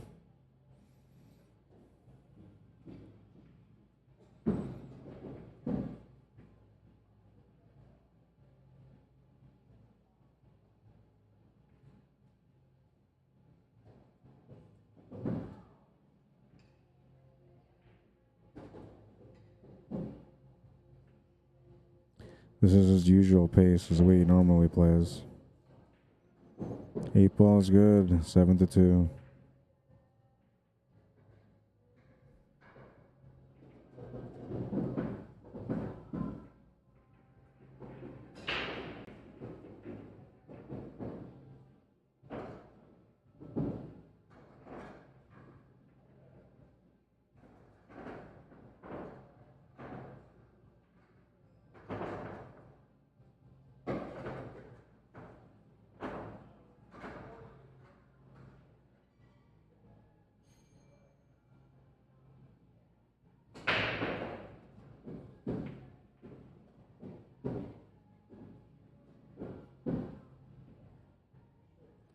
We'll update the bracket here as well for you guys because Grant Henderson won his match, so that completes the A side, or not the A side, the round of 16. And it'll be a showdown between Craig Murphy and Grant Henderson. Craig is warming up right now.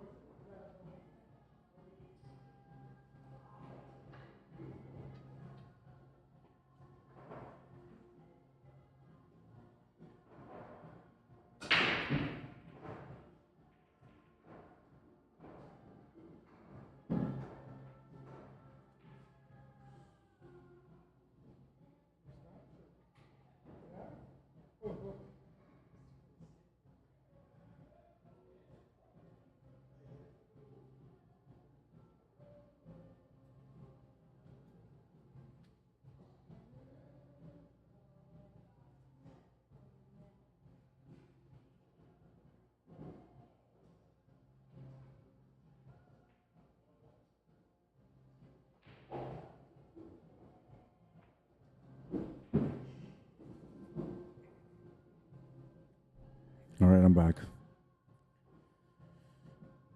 Had to order some food, man. I was getting hungry. Time's been going by faster than I felt at first, and then I started looking at the time when I started feeling hungry, and then I realized it's already been 3 hours.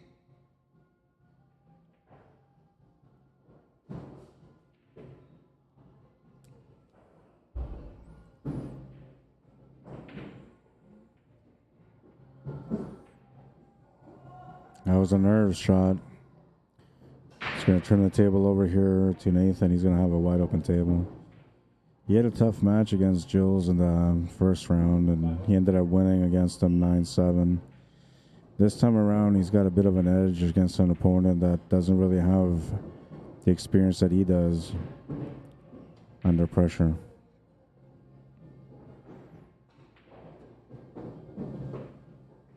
Oh, and he got lucky there that he didn't get hooked right behind that 9.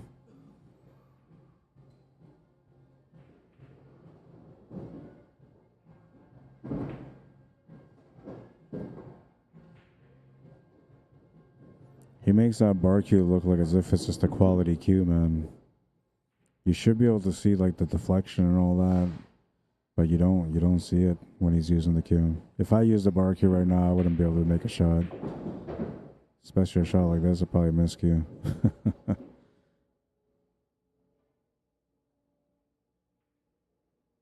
He'll make the 8-ball. He's on the hill.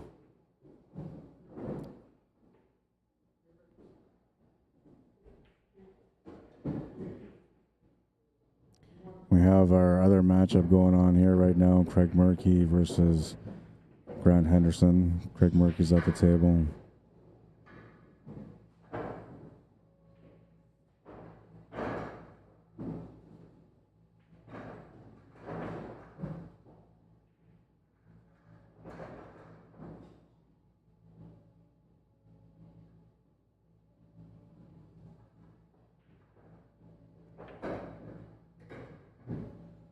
He'll miss the shot to the corner.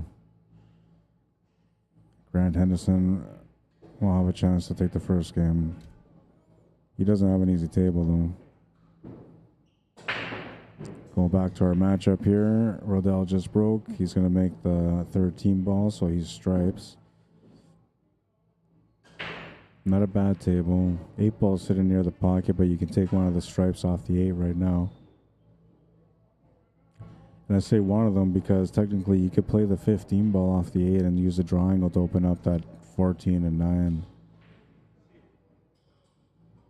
Other option would be to take the 12 ball off the 8 ball, but that doesn't really do much for you except for just to get the 8 ball in the open.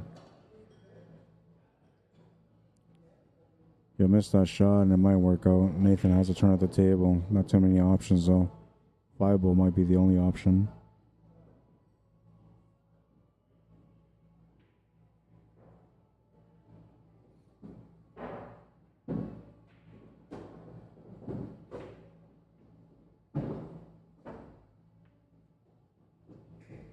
He has a shot on the 4 ball still.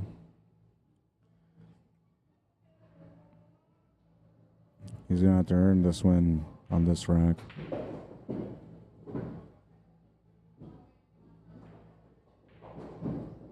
Could play a safety here. He's not typically a safety player though. He's going to play a safety though. Good for him. He's typically not a safety player though. Usually he'll just go for things, but in that situation like that where you didn't really have any options, you kind of more or less had to play safety even if you don't really play safety.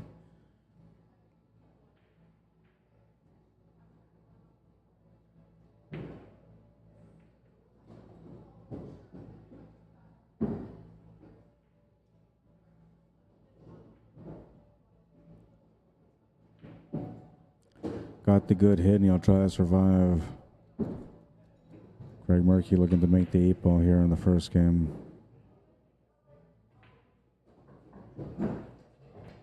1-0 for Craig against Grant Henderson. That's the match that's running behind right now, but we'll see how it goes. And I think the only reason it's running behind is because, like I said, that match was a 6-2 for them between Grant and Curtis, and then it ended up with a score of 9-7. So a bit of a comeback on that one. Can we find a comeback on this one?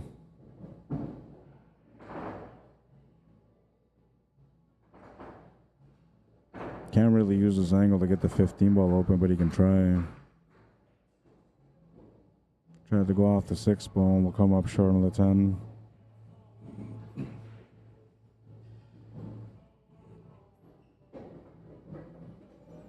Elmer, De Guzman, and Pat Bonato still playing. Kevin Hoger waiting for an opponent. Kyle Oliver and Mitch DuPont playing.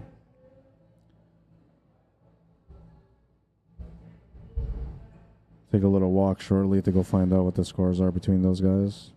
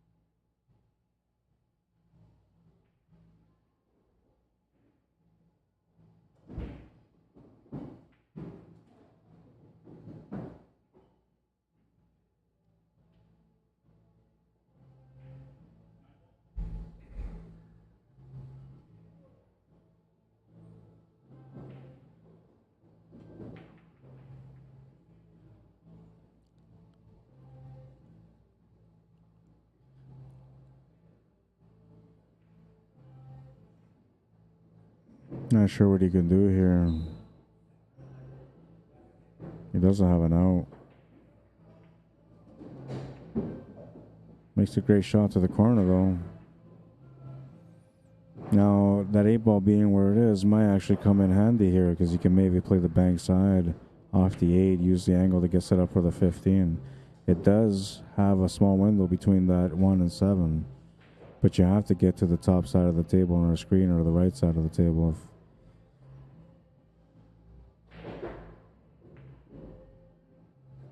He's going to try to cut this to the corner past the 6-ball. Now that's going to send that 3-ball up, and now he's trying to get some extra push off that 3 for that 15.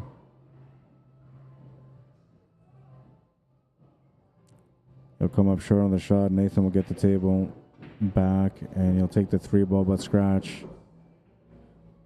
Rodell with a lucky break on that one. Ball in hand should help him a little bit. 8-ball being where it is right now, it doesn't.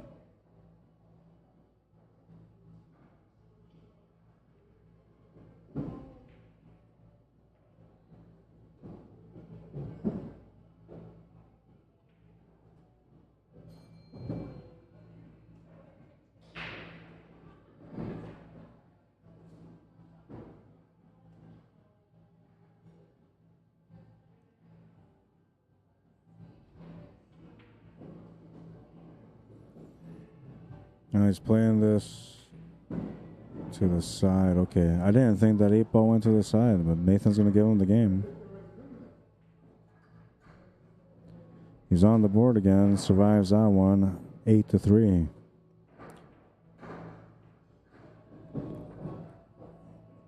Craig Murphy just missed the ball on the main table. Grant Henderson coming up to shoot.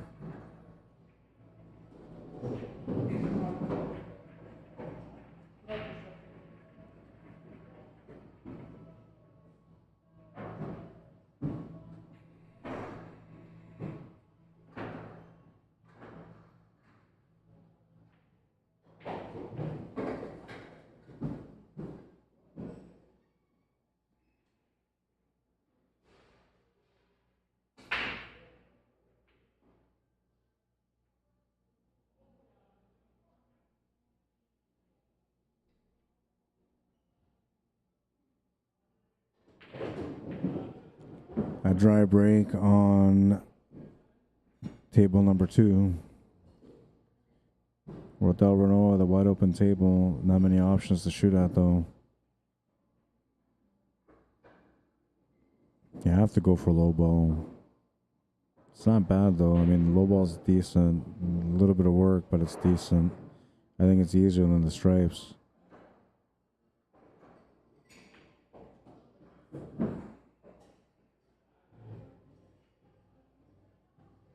We'll try the 4 to the side and come up short.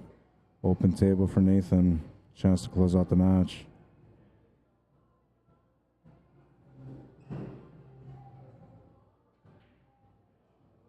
He'll miss the 5. Still open table.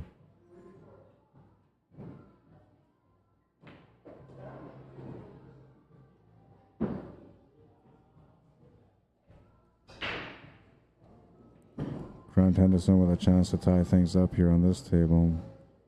Needs to get up table for the 9.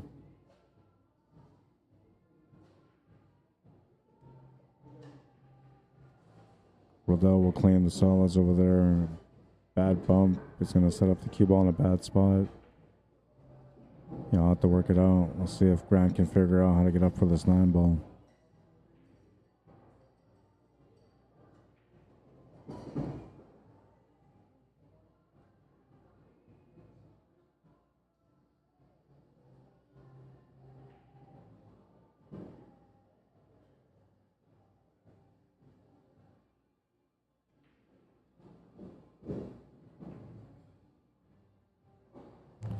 Good effort.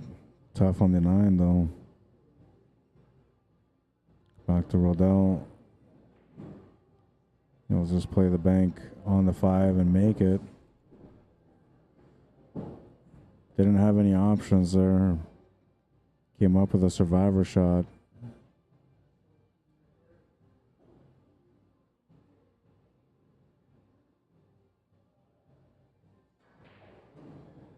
Makes the 2. I believe he's got the option for the 3 still. He could maybe try to draw the cue ball slightly off this 6 ball once he makes this 3 to push the cue ball down towards where the 3 ball is now. That will give him the shot on the 7 to the corner. He played it all the way through.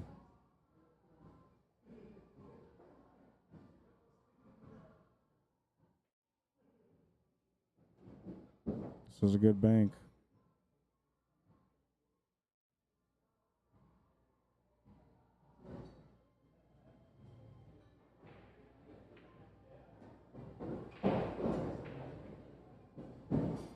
Didn't want to move that stripe near the 8 ball, but that might end up being something that helps him out in the long run. We'll see. All depends. If he finishes his table here with the 7 and the 1, then him moving that stripe to that 8 ball is not a good thing. But if he doesn't end up finishing the table on this turn, then he might have another chance at the table afterwards because that stripe got near that 8. Looks like Grant tied up the match. We're tied at 1, I believe.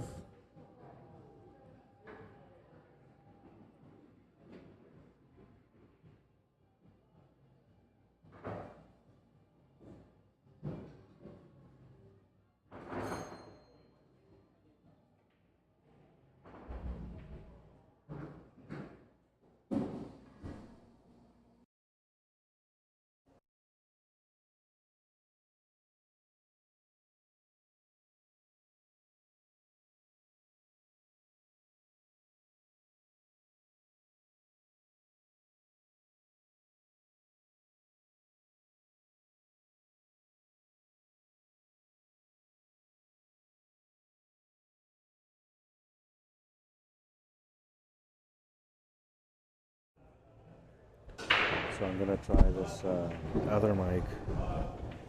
This is a different mic, and I'm just trying to see if it works good or not. I gotta go watch a shot. I'll be right back.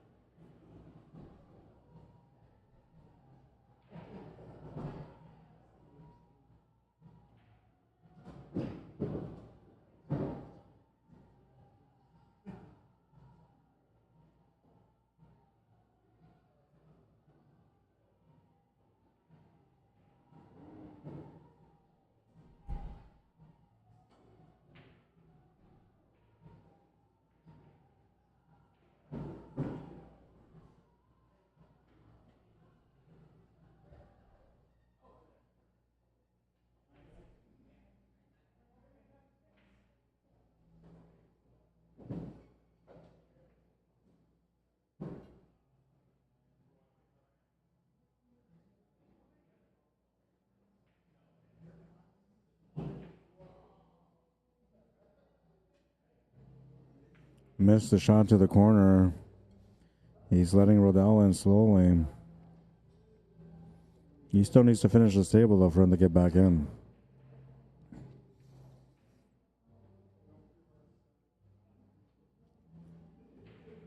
Getting back for the 8-ball will be challenging if we're focusing just on the 1. And he should be just focusing on the 1.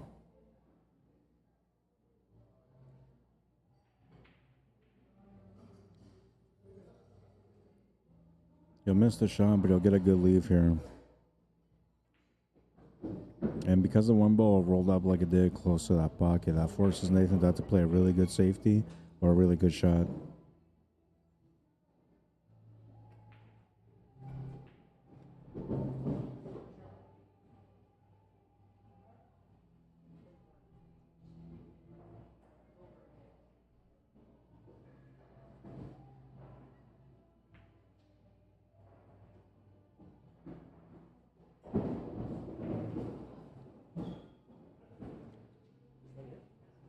They're playing, yeah, it's 8.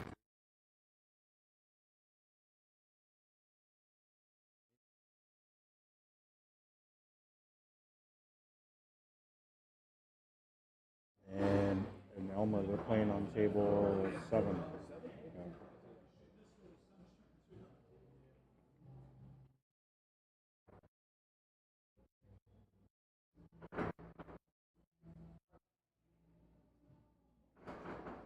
On the side pocket. Watch it here on the back screen. He just came up wide of the shot. I don't have a side camera for that table, so I have to use this one here. So when I go side screen to talk about that table, you'll see in the background, that's where Rodell's walking up right now with the red shirt.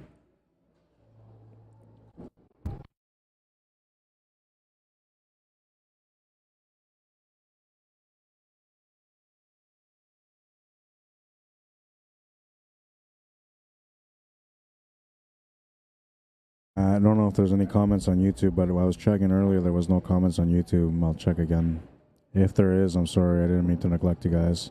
There isn't any. Okay, that's good.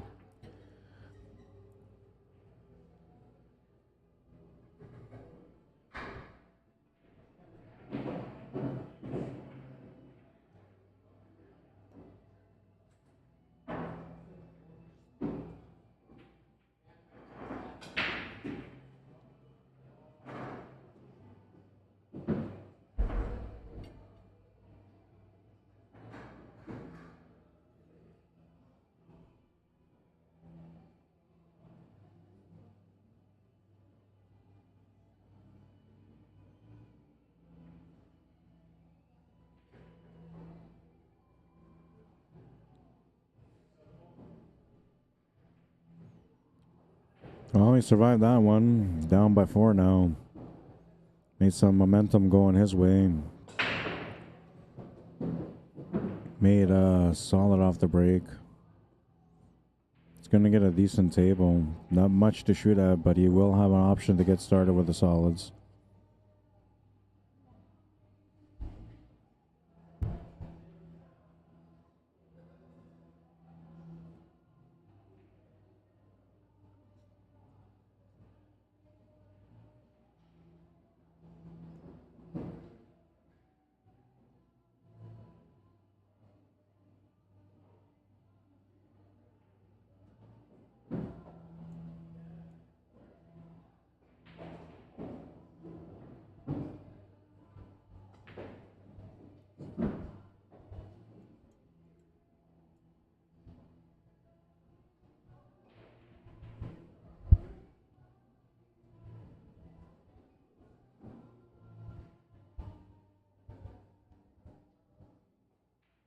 Needs to get that 7 ball out of the way now so he can open up the pocket for the 2.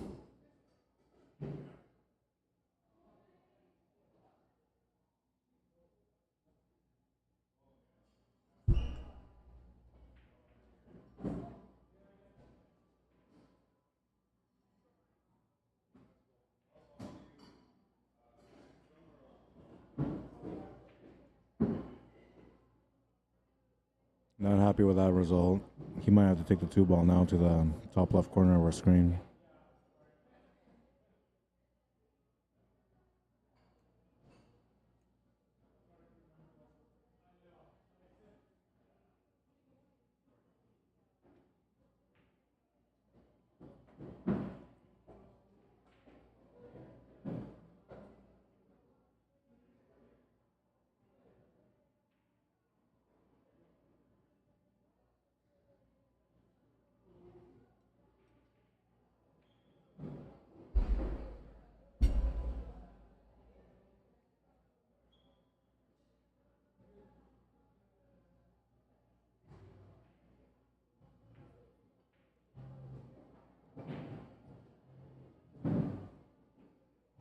Well, he's almost got the table figured out.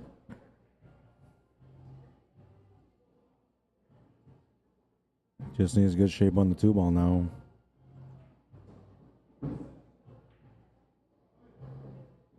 Oh, he's so lucky. He almost got hooked. Now, the good thing is that he's got a shot on the 2 ball. The bad thing for him, though, is that he may not get position on that 8 ball unless he plays perfect spin on this shot. We're looking at between 6 and 5. Right in between 6 and 5 o'clock. And a hard punch shot.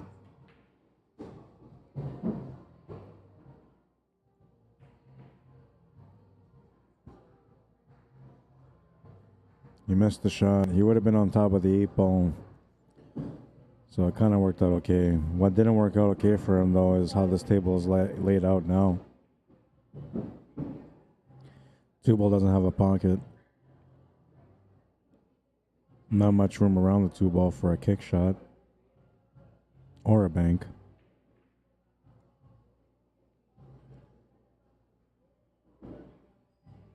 Now Nathan should be patient here, but we'll see what he decides to do. But he should be patient here because he's on the hill, and you don't want to give your opponent life. You get your opponent this game, and now it's 8-5. He's going to start feeling like he has a chance to win, and then that means you're going to be in trouble in the next rack. So you got to be careful on what you do here. Plays the safety. We'll see if Rodell has a jump cue. If not, he'll have to do a kick shot.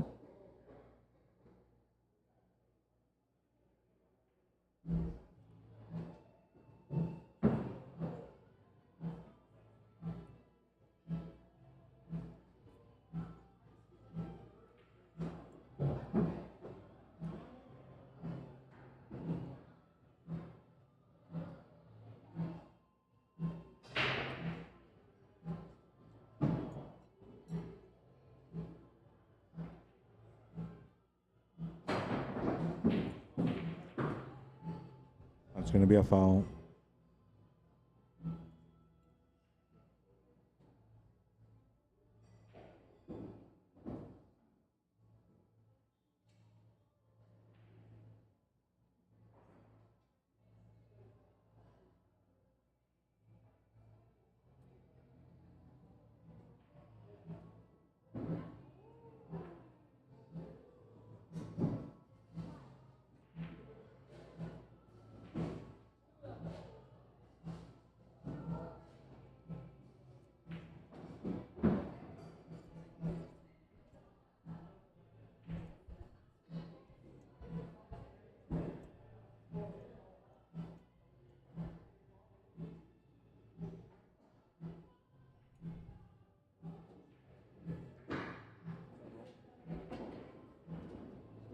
It's about trying the poutine with brisket.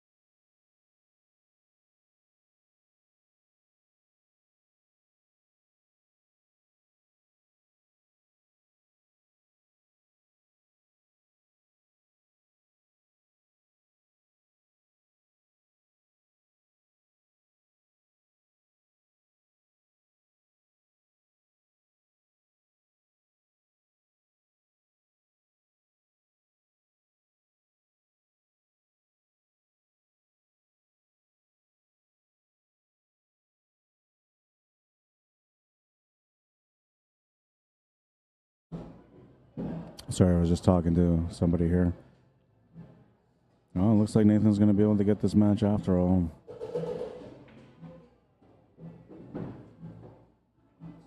Choice here is going to make a difference, whether he takes the 15 or the 9.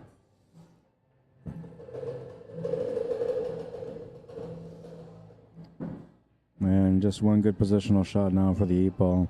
Now the only thing he's got to worry about is just running into the 2-ball, but he should be okay. He shouldn't have any threat of running into it. And even if he did run into it, he should still have a decent shot on the 8-ball. He should be out here. Well, look at this. Hooked himself with the only ball on the table. What are the odds of that? I would have played that like 3 rails in a round, man. I never would have played it that way. He tried to draw it off the 2 rails side to side.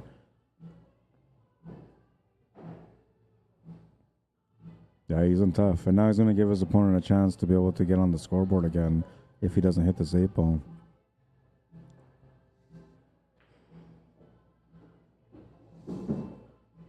Tough situation to be in. But that's the pressure, you know. Even though he's the one that's on the lead, there's still pressure to win because, you know, you're trying to win it all, right? $1,300 for first place today.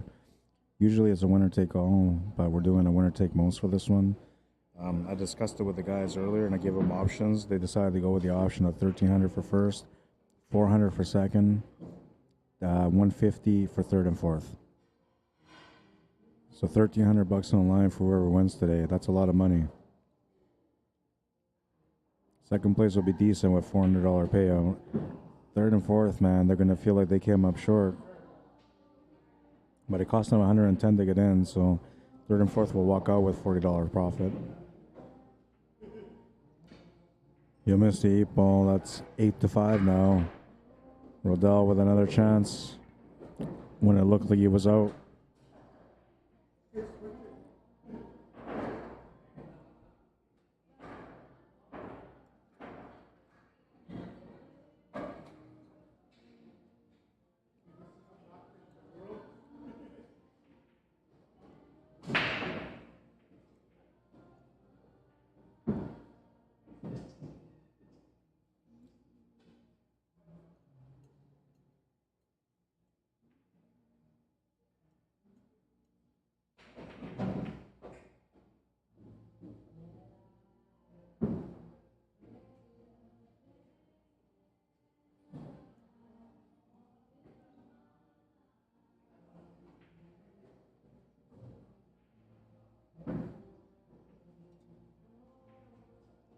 Avoided everything on that one and got perfect on the 10.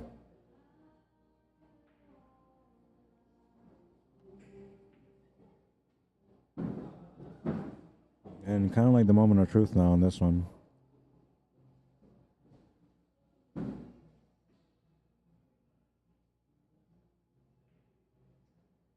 He thought it went to the side, but it didn't. He's going to take over that pocket, which is going to maybe give him another chance at this table. The biggest stroke of history. I better not choke. Well, you're on TV, so don't do it.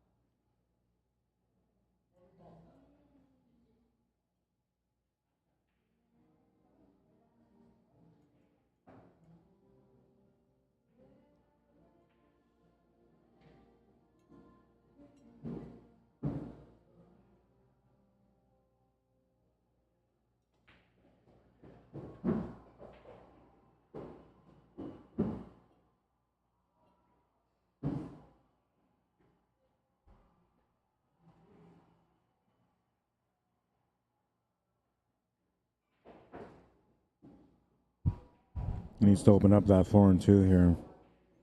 If he can open up that 4 and 2 and get the cue ball to go up towards that 7 and 5, that would be best. He didn't open it up. He might be looking at this as a combination maybe afterwards.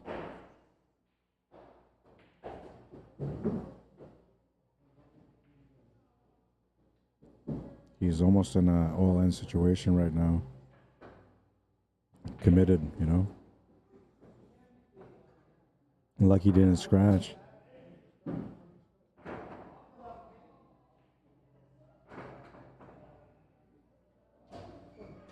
Lucky he didn't scratch, but he doesn't have much of a shot here on this 5.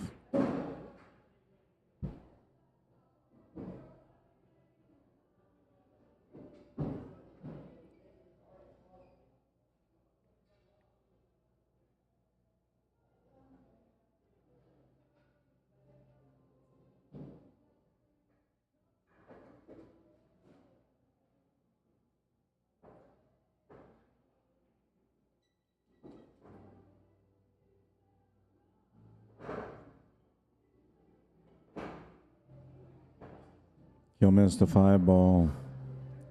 I don't think he's coming back to the table anymore. Although Nathan's going to have to play a combination here, so there's maybe a small chance that he gets in some sort of trouble, but I'm telling you, it's like a 1 in 10 that he's going to get tied up here. He should be good to make the shot and get the finish. You know, the only thing he's got to watch out for and where the troubles may come is just maybe getting hooked behind the 8 ball and a straight line to the 15. Kind of like what happened last time when there was only the 2 ball and he got hooked on the 8.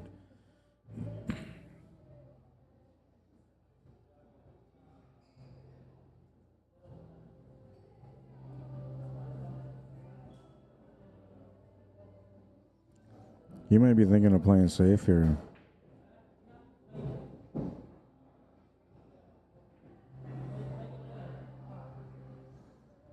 I'm surprised he played safe there. I thought he would play the combo.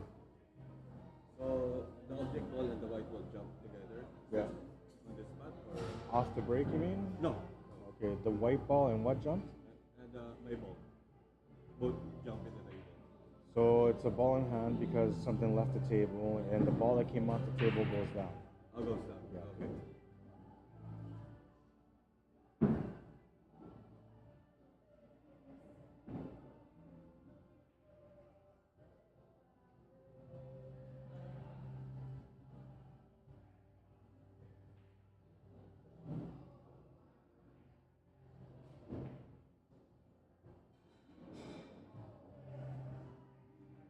I'm honestly surprised they didn't go for that combo, 15 to 11 ball.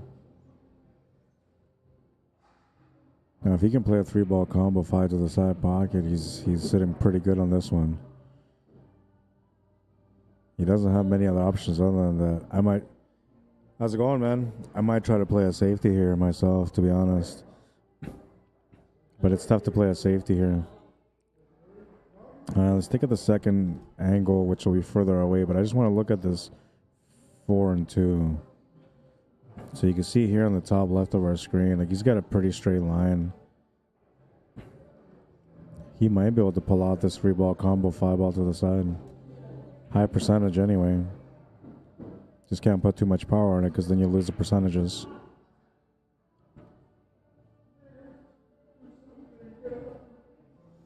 Well, worst case scenario for him, he's missed the shot and he's left the 15 ball for Nathan. And he'll come up short on position for the 11 ball, but the 2 ball's sitting by the pocket, so he can take a chance at making this off the 2. He'll go around the 2 ball and not off the 2 ball. And now I might have to do this off the 2 ball, off the rail, off the 2 ball for the 8. Oh, man. And he didn't make it. So now Rodell has to figure out a way to play safe here.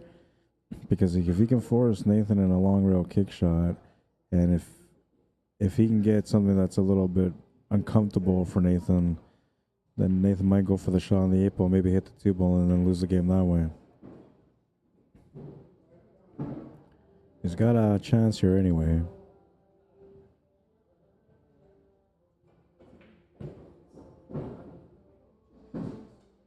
Now, keep in mind that Nathan is supposed to be one of the heavy favorites to win this tournament. I think he's got just as much chance as anybody else that's in this tournament. I don't think he's got a better chance than anybody else, so. Oh, man, he almost scratched again. The horn saves him.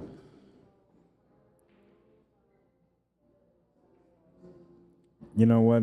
There's a small. I don't know, man. I'm thinking you can maybe do like a stalemate on this one. So try to push that 3 ball towards that 8 ball into the rail, so that way you don't give him anything on the 8. And then he'll try to hit it, so he'll just tie up your ball. But then eventually you'll just make sure that the table is tied up in a way where he can't hit the 8 ball. And now that would be a stalemate, which means it would have to redo the rack.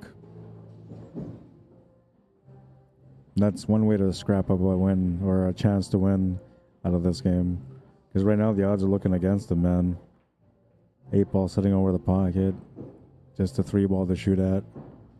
No pockets available. I'll take this second camera angle to take a look at from the other side. All right, so here we can see what he's got. He can maybe make this 5 ball. Oh, he'll make it. See, and then here you just play a small safety. Just get the cue ball up to the 2 ball. Freeze it to the 2 ball. That's all you got to do. If he goes for this 3, he's not going to win this game. He's supposed to play safety here.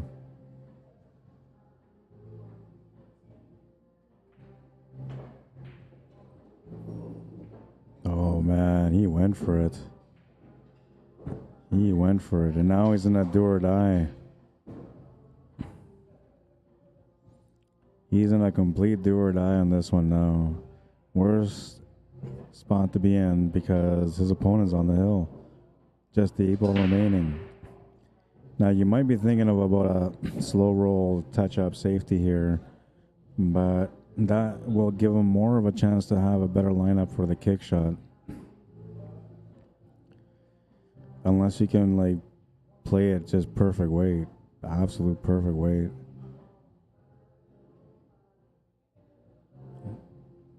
We're talking like half ball contact with a slide over to the left side of the 2. Yeah, he's doing it. Just a small, oh my God, he went for the shot. I was thinking about a small roll-up shot. That's going to be it for that match. Nathan Wood will win that one 9-5. And he came over here, he's like, this might be the biggest choke of the century, he says, because it looked like he was going to win it, and then his opponent's coming back on him. Dolly Parton. You play against Joseph Tamayo.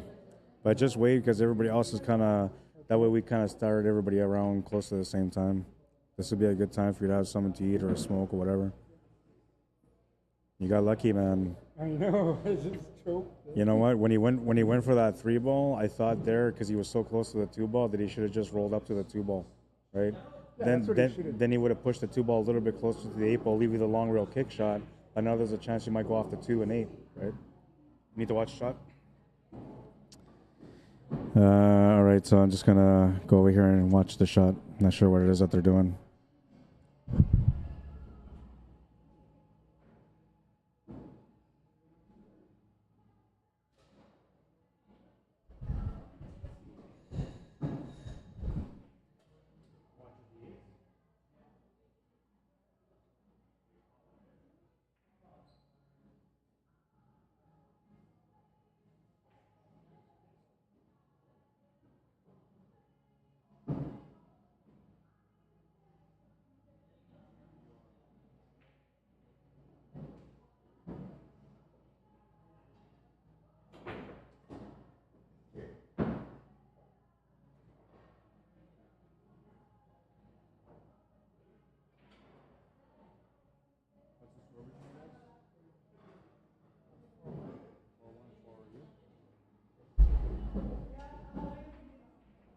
(4-1) for Craig Murphy right now.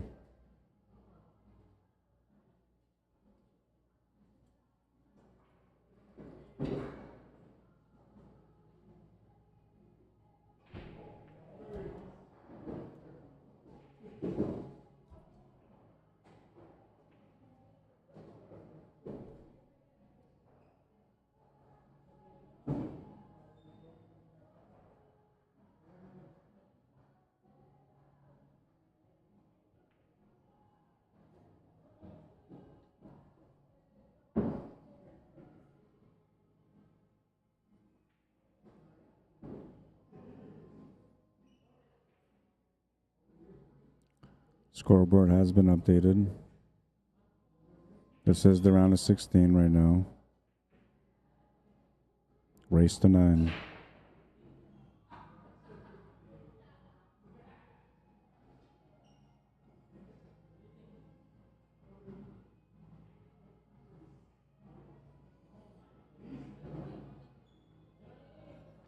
He's going to miss the shot to the corner. He's going to give Craig the shot on the 8 ball.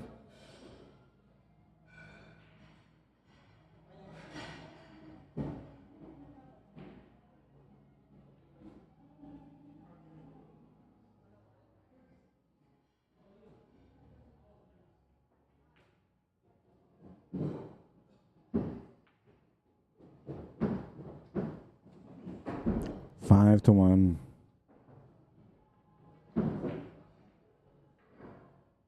How can I find? All right, I guess I'll do a little walkthrough to find out what's going on with the other matches while we're doing this.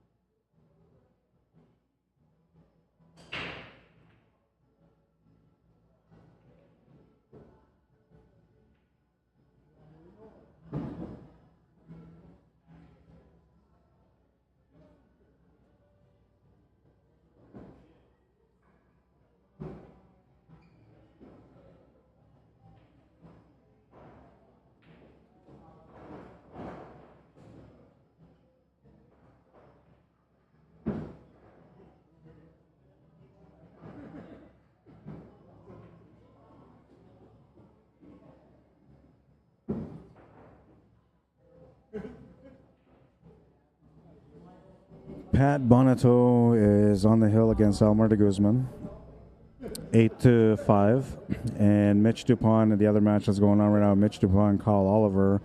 Mitch Dupont's at 7, Kyle's at 4. Excuse me, at 4. And we're waiting till this match gets closer to being finished, and then we're going to start the next round.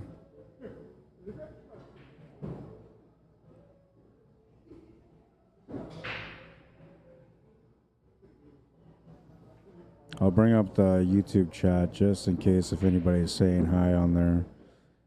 YouTube people are usually the late night, evening people, right? And most people at this time of day, they're just having a good time with the family, probably not really watching much on YouTube. I'll take a little peek to see how many we got on there, though. We got 20 people on there. Just no interaction, that's all. They're still trying to wake up on YouTube. They're not very talkative today.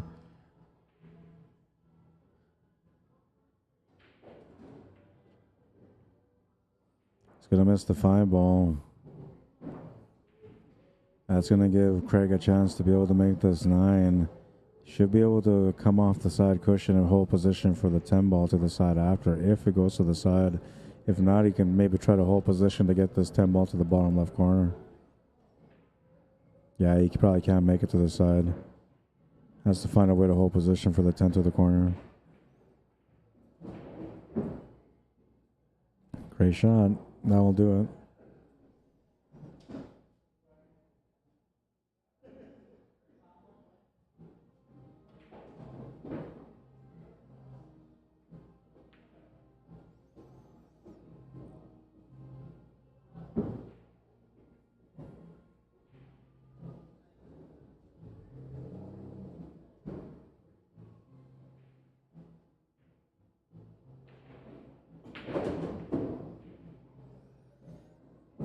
Might end up behind this 1. He's going to end up behind the 1. That was the worst case scenario for him there.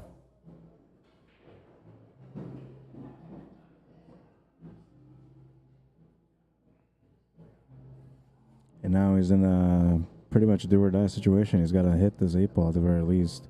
Would like to make it though, so that way he doesn't have to give his opponent a chance at this table. But just a good hit is going to be okay with him. Anything better than giving your opponent a ball in hand.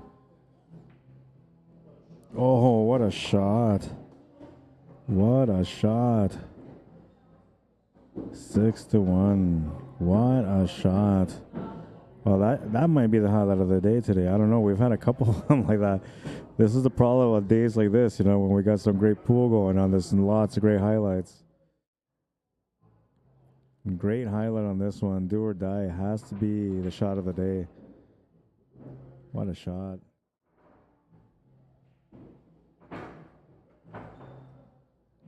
I just took off my shirt and asked him for an autograph, man.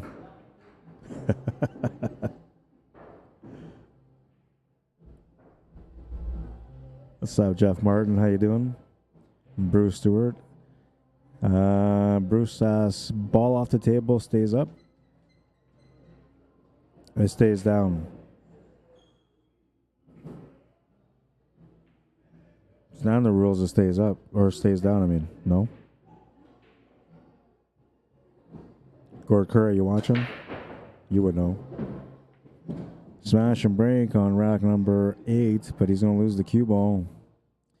And we got 1, 2, 3, 4, 5, 6. 1, 2, 3, 4, 5, 6, 7. So Grant's going to be stripes. Craig will be low ball.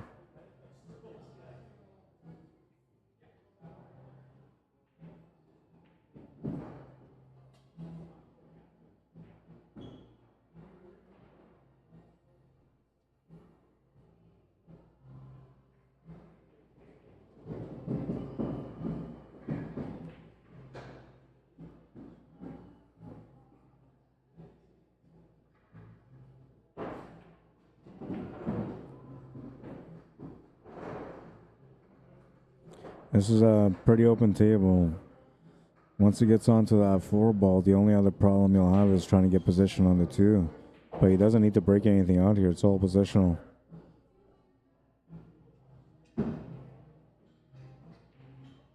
He'll be good with a shot to the side here. Can maybe get onto that 2 ball from here. He's going to opt to stay on the 4 ball instead. Not a bad choice. Going to be running into that 15 and should be okay on the 1.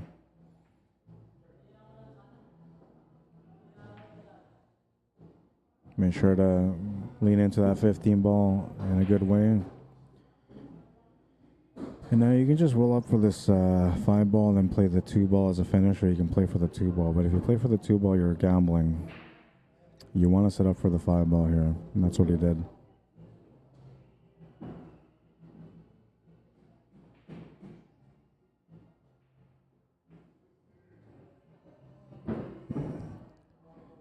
Gets the shot on the 2 ball, but we'll have to play some spin and some speed on this shot to be able to shape up for the 8 ball. You could maybe try to take a runner running into the 11 ball. That might be better. Just put some top spin on this. Even if you just grace it a little bit, it should slow down the cue ball for you. Yeah, good choice. He's cruising through this match right now. 7-1.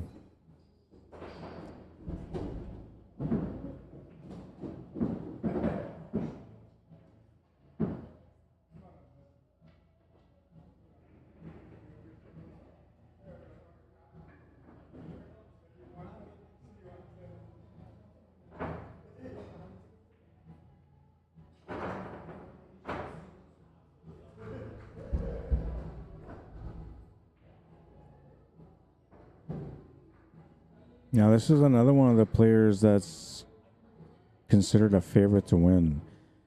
Technically, he shouldn't really have played in this tournament because his Fargo rate is too high, but his active ranking is lower, so that allowed him to play. Now, I should have just gone by the Fargo rate, and it was one of those things where I didn't really worry about it because he said to me that he wasn't even sure if he was going to play.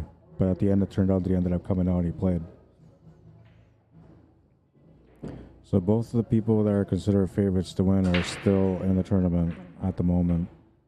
And they're in opposite ends of the bracket, so they could meet up in a final.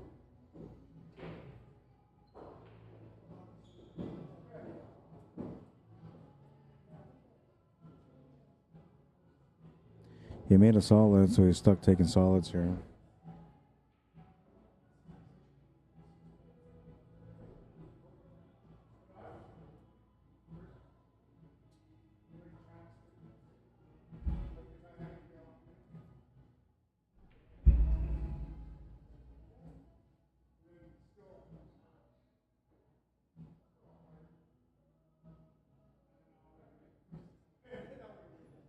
Just for the record, I don't ever try to do favoritism when I run tournaments. I don't let some people in, not others, not that kind of stuff. This one kind of slipped through, and you know, I didn't realize it. I'm watching him play right now as he's playing, and I can see he knows his game has increased quite a bit from where it was before. That's what made me look him up, but I should have looked him up before he signed up. Try to do something with the 6 ball. We'll come up short. Grant Henderson will have a shot at this table now. Now, Grant Henderson is another guy that maybe I would have maybe not let into this tournament because I didn't really know how to rank him, but I went by known ability. And that's kind of the way I was going with Craig Murphy. So this is kind of more or less like a known ability matchup right now.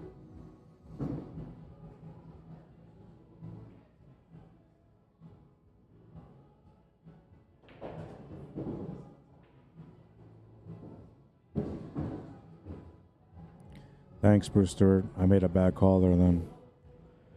I thought it went down. Well, in VNEA, because his point system usually goes up or stays up. But this is not point, this is wins. But we are using the VNEA system for the rules, so it should go by the VNEA rule then.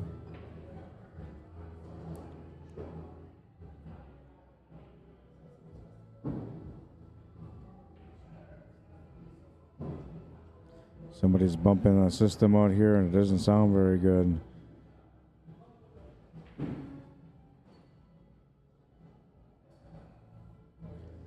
It's one of those guys that can afford the nice car but couldn't pay extra for the good system. It's like a Mercedes. The system's not very good though.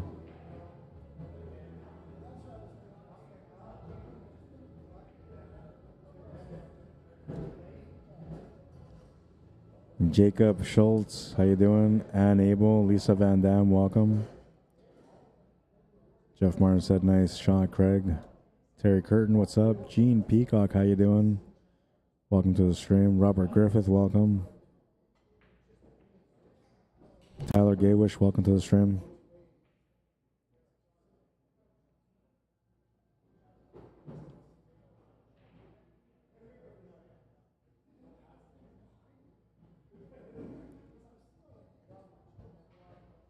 Trying to take the cue ball around the table here. Well, he doesn't have to. But if he doesn't, he won't be able to finish this table. I'm thinking he's got to take the 10 ball. If he can make the 13 ball, that'd be better. But that, to me, from this angle, seems like it's a reverse cut. Something that you usually don't want to take on. You might be looking at taking this off the 5 ball, though.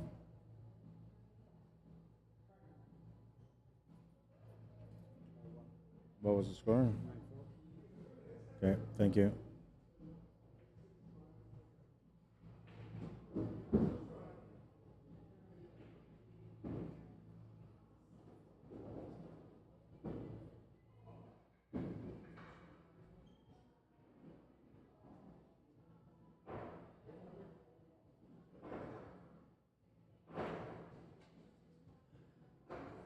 Missed the shot on the 10. Wide open table here for Craig. You should be able to get on the hill now. And now the semifinal, or wait, the quarterfinal round is going to be starting in about, I'm going to say 20 minutes from now, roughly. Down to the final 8. This is the money round because whoever makes it through the next round will be in the money.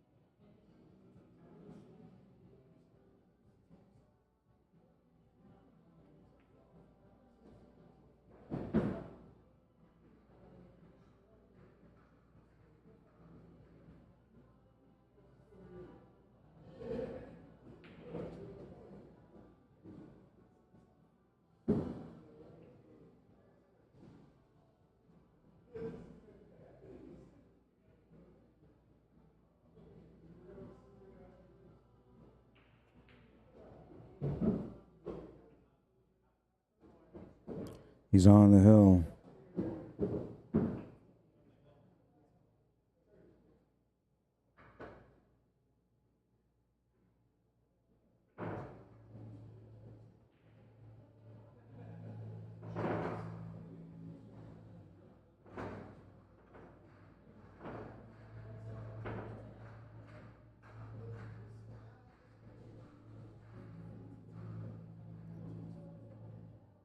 Eight to 1, he's on the hill.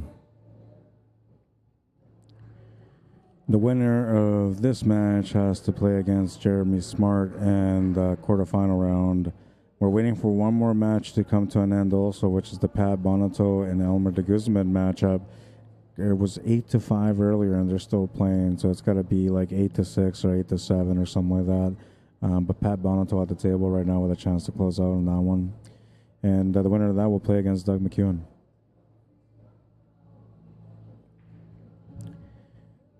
We'll move into rack number 10 now. Grant Henderson to break. And Cuba will jump off the top of the table and try to get off the table, but instead it'll land right back into the middle. And did he make a ball? 1, 2, 3, 4, 5, 6. Looks like he made a stripe. Yeah, he made a stripe, so he stripes.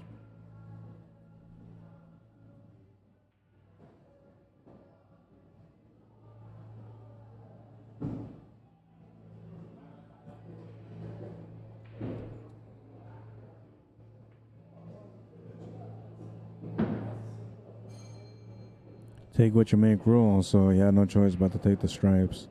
He's got a decent table. Needs to work it out, stay calm, stay focused.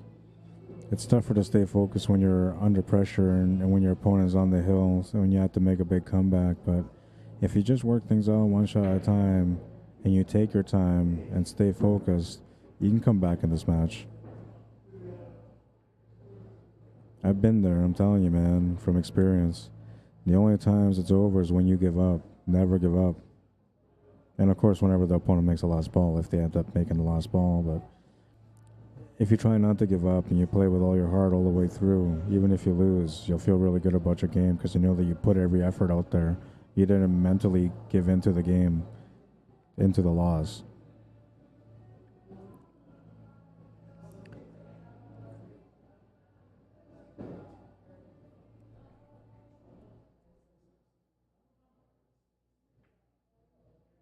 Oh, he's going to come up short on that one to the side pocket. He's left the shot on the 2 as well for Craig Murphy. He can go up table now and deal with that 5 and 3. It's the only situation he kind of has to deal with. Everything else is pretty much open.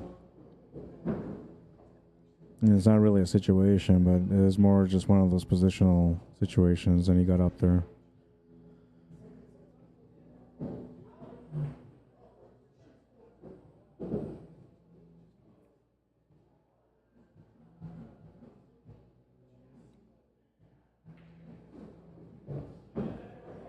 Now, what we're going to do is we're going to get an A side, or not an A side, a semifinal or a quarterfinal matchup going on next. If this match is over here, which I feel like it's going to be because everything's wide open. Now, the matches that I have available are Nathan Wood, Joseph Tamayo, Mitch DuPont, Kevin Hoger. Which match do you guys want on the TV table? And, of course, so it could be the winner of this against Jeremy Smart. So that's 3 options you guys have. The locals can answer that one. What's up, Terry?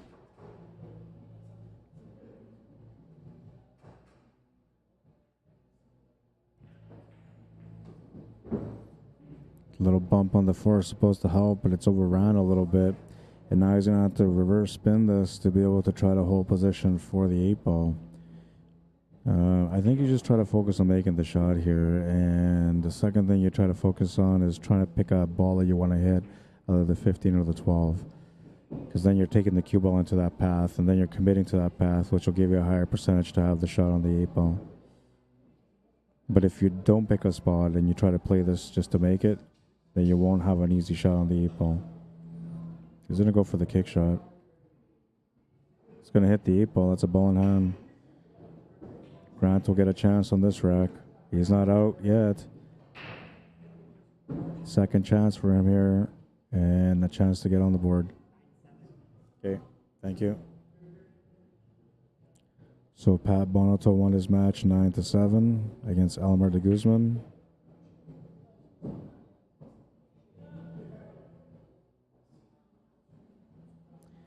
And he'll play against Doug McEwen.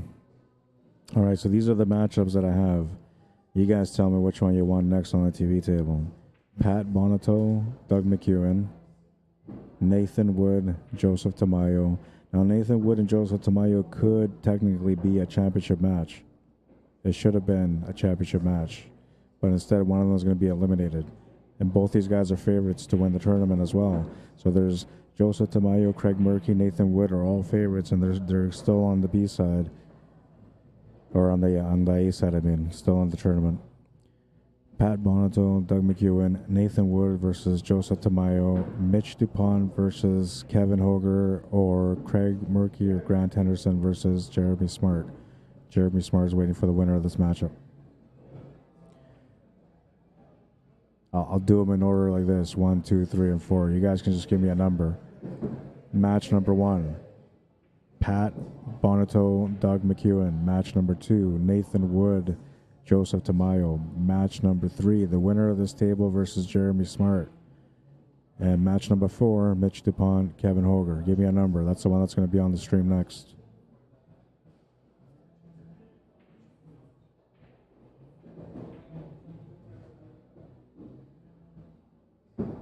Oh, you almost scratched, man. That was a tighty. He's on the board, down by 6. Just need to survive a couple more racks like that, and you know he can start getting some momentum as he builds up his confidence.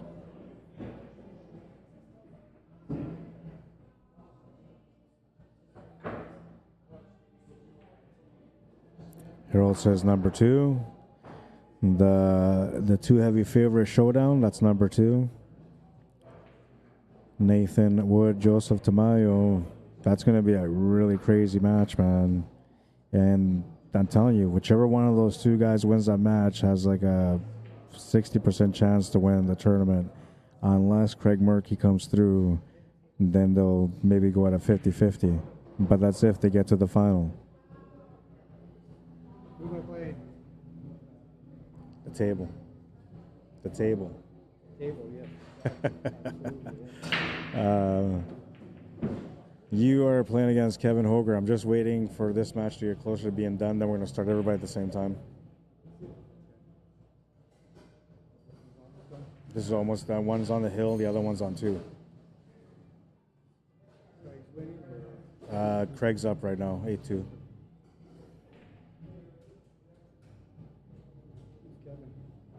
Kevin Hoger. I don't see him. Right there with the black shirt, yeah. Bald headed, yeah. Black shirt, goatee, glasses, yeah. He was, I believe he was ranked SV1 before, SV1. He might have even had premier experience years ago, but Kevin or Scott ranks him as Vegas. That means he could be a premier.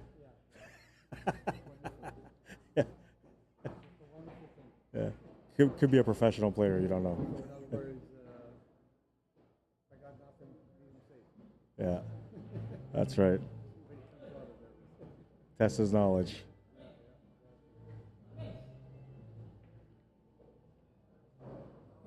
Terry Curtin says Nathan. All right. Yeah, I think that would be a good matchup for you guys. Huh? This is the bracket right now, so we have 2, 4, 6. There's going to be 8 left. Yeah. So this round, the next round that you guys will play, that's to get into the money, the top 4. And 13, it's 13, 400, and 150, 150.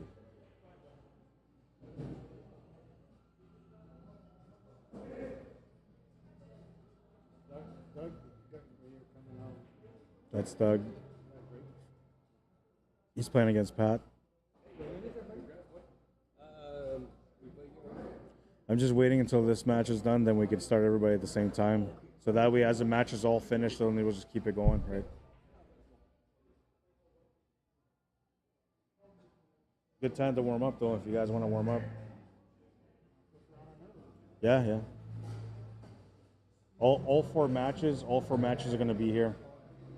Oh, sorry, I got to show. Maybe not table 2.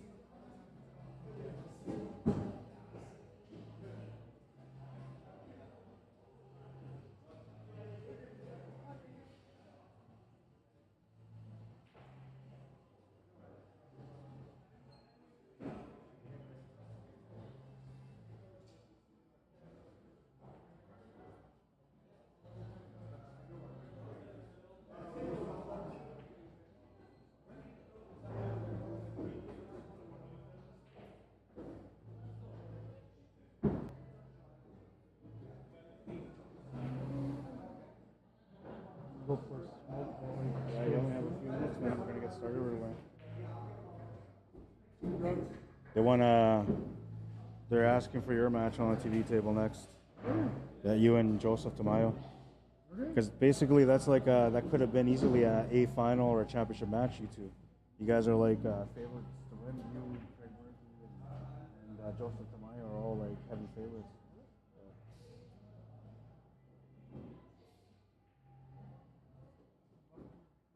With that game you had last one though, I'm gonna take it down a notch. So he's not a favorite. He can win, I'll say.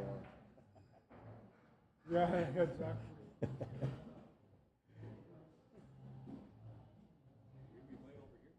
Yeah, but except for table 2, because that one doesn't, the rail needs to be adjusted. So 3 matches here, and then 1 match will be on table 6. So we can stay where we are? Yeah, maybe. Yeah, table 6.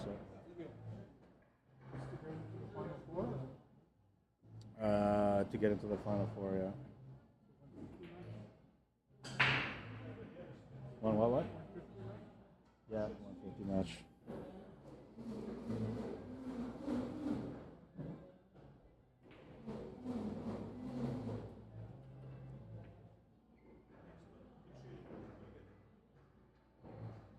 That was the match.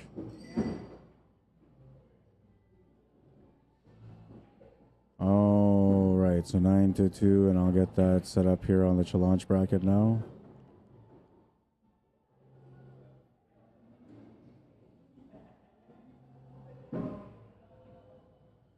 All right, so now we're gonna get the quarterfinal round going, and I'll give you guys a choice again. Anybody, you got a choice: Pat Bonato, Doug McEwen, match 1. Nathan Wood, Joseph Tamayo, match 2. Craig Murphy, Jeremy Smart, match 3. Craig Murphy just won the match here on the TV table. Mitch Dupont, Kevin Hoger, match 4. Tell me which one you want on the TV table. Last chance. So far, I had 2 people say match number 2, which is Nathan Wood and Joseph Tamayo. I like to get maybe Pat Bonato or Doug McEwen on the table because I've never had them on the stream, and they're playing each other. Mitch Dupont, Kevin Hoger, that'd be a good match too. I haven't watched Kevin Hoger play in a long time. Jeremy Smart, he won his match with a score of 8-1, and he's playing against a guy, or sorry, 9-1 against somebody that's just won their match 9-2. So that could be a good matchup too. We'll go over this again. Craig Murphy, Jeremy Smart, match number 3. Okay, match number 4, Mitch Dupont, Kevin Hoger. Match number 2 is Nathan Wood, Joseph Tamayo, and match number 1 is Pat Bonato, Doug McEwen. Just tell me which one. I'll be right back.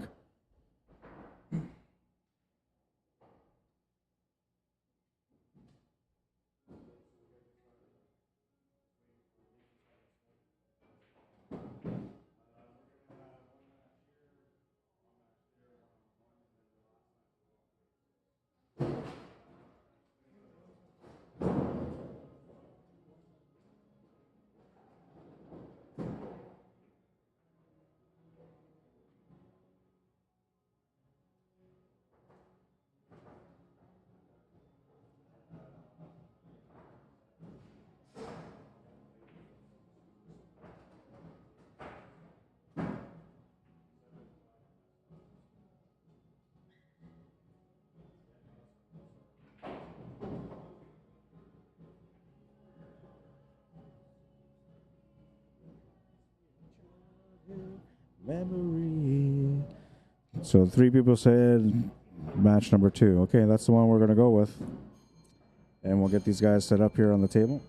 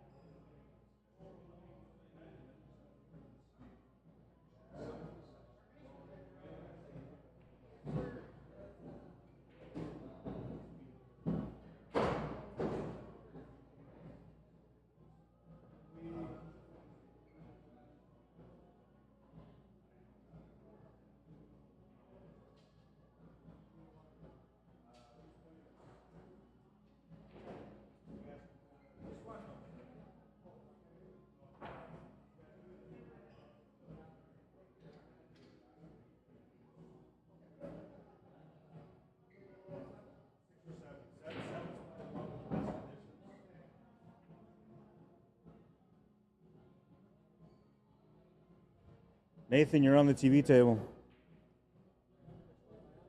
You're going to be another 6 or 7, whichever one's open. And you're playing against Jeremy Smart. He just went outside. He said he'll be back in a few minutes. Yeah, you're welcome. Good luck, man.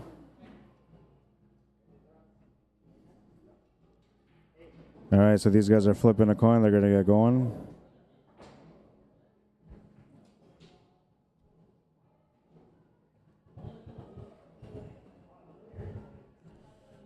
Put Joseph Tamayo on the left.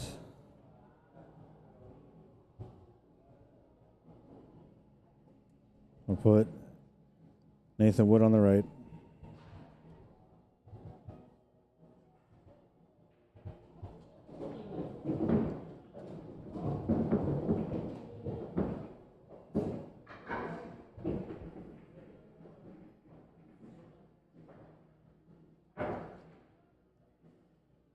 I don't know if you're coming out tomorrow or not, but Hadar, I think, and Tamayo are coming out tomorrow. They messaged me yesterday to see if there's a tournament tomorrow. 35 8-ball. Yeah. No, that's only on Thursdays. Thursdays is 10-ball. 35 8-ball, yeah. And then they have that's tomorrow, and then they have 12:30. And they start sharp. So if you're going to be late, you got to message or call. They always start, it depends. It's all handicaps, right? And they have a 10-ball break. The 10-ball break's like at 1,700 or 1,800 or something like that. A 10-ball break. They have a 10-ball break on Sundays. It's around $1,700 or $1,800 per. Yeah. And you get 10% per ball that you make. You get 10% per ball that you make. Yeah. No, you have to make a ball off the break, and then you have to make ball. Right? So let's say you make like 2 balls off the break.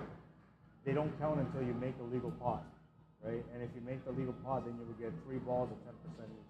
So if there's 1,700, that's 170 a ball. Right? How much does that? $2 or $5 to give you 2 tickets. They make it fair, so only 2 tickets per person, $5. So some guy can come in that's never put any money in and technically. Well, anybody could. Right? Yeah, that's right. you put some in? No, I played in it twice, but I don't because I usually like it's on the 9-foot. Well, that makes it a little better. Yeah, It's harder. yeah, way harder. Yeah. Well, I don't know. The most I've seen somebody make was 3 balls, and they walked out with $300. But that's when it was only 1,000. Now it's at almost 18. Something like that in Calgary, but they got to run all 10. Yeah, it depends. It depends on the person that organizes it, how they decide to do it. But yeah, normally it would be like you run the table out, otherwise They you do get that it. at like $300 a ball. If they don't run out, get the 10, they get nothing. Yeah. I think that's a lady there. And I think that's why they make it 2 tickets per person. That's why they make it 2 tickets per person, I think. Because if you have to run the table out, then it How many would. balls do you have to make to get money? I just gotta make a ball, a legal pot after the break. Yeah. So if you make a ball off the break and then you pot one, that's 2 balls So automatically. if you got the one ball like hanging over the side, Yeah, it's like $100 ball. that's right. Well, $200 ball.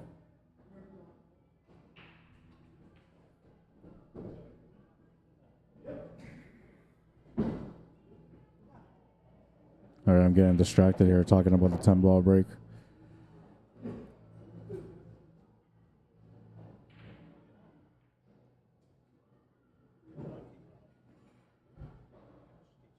I don't remember Joseph's Fargo rate.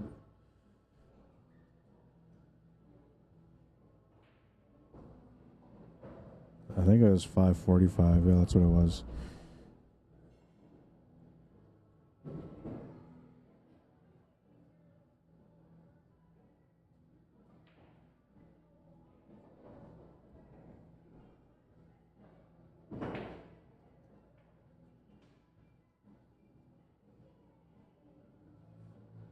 Fargo rates are up for these players now.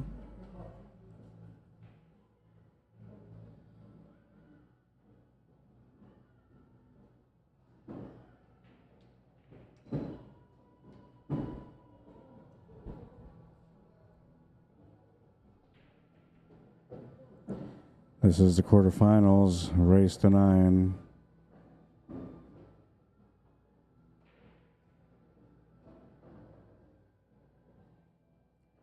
YouTube is quiet today, man. Usually I got comments and I'm always neglecting them. Today, nobody around to talk. What's up, Jason Smith and David Wilson? Welcome to the stream. Gunner, how you doing?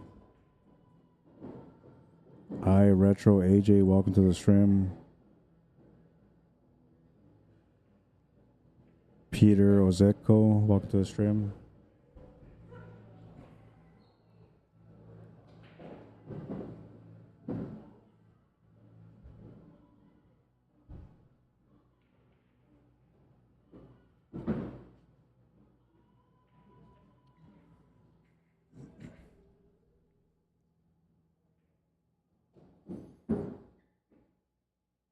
You needed an angle here to be able to open up this 15 and 12. He should be able to hit the 12. I don't know what he's going to get it for a layout, but I'm thinking that he might get pretty good here and end up having a shot on the 15. Yeah, the option number 2 would be to take the combo now on the 12 to the 15, but it doesn't make sense to do something like that. I thought he would try to break it out, but he's going to try to play position here. Perhaps that 15 goes in. Oh, it does. I thought he had to play a combo, but he was good. He just had to play a good positional shot.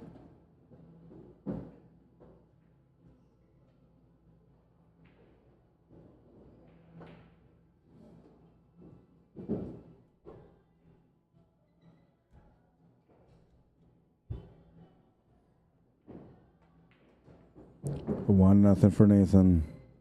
Striking first in this quarterfinal matchup. This is the bubble match. Anybody that gets through this round now is in the money.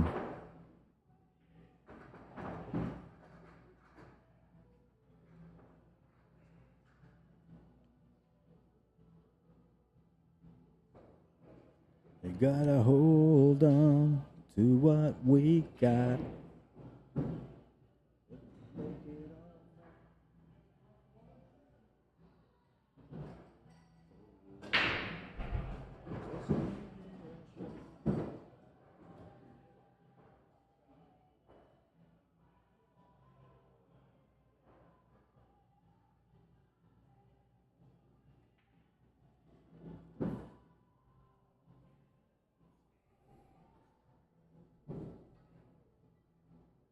We'll do a recap of the rules here for this King of the Hill. Term rules are a single elimination, straight races, races to 9 for this round and the first rounds. And after this will be the semifinal, and that will be a race to 11. Same goes with the championship match, will be a race to 11. Lag for break, alternate breaks, random racking system, take what you make, cue ball fouls only, and the championship match must be played.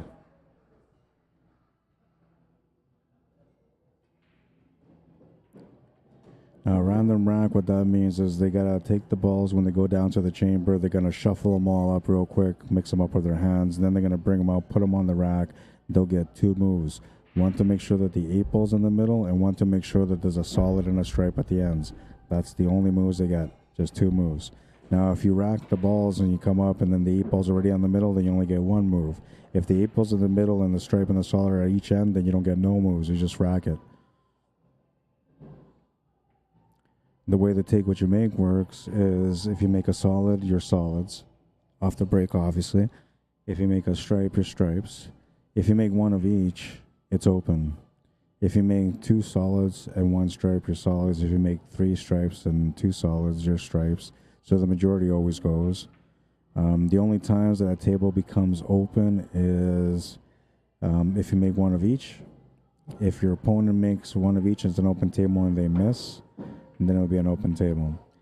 If you break and you scratch and you make a ball off the break, whether it's solid or stripe, that is what you are. So even if you scratch on the break, it's still take what you make.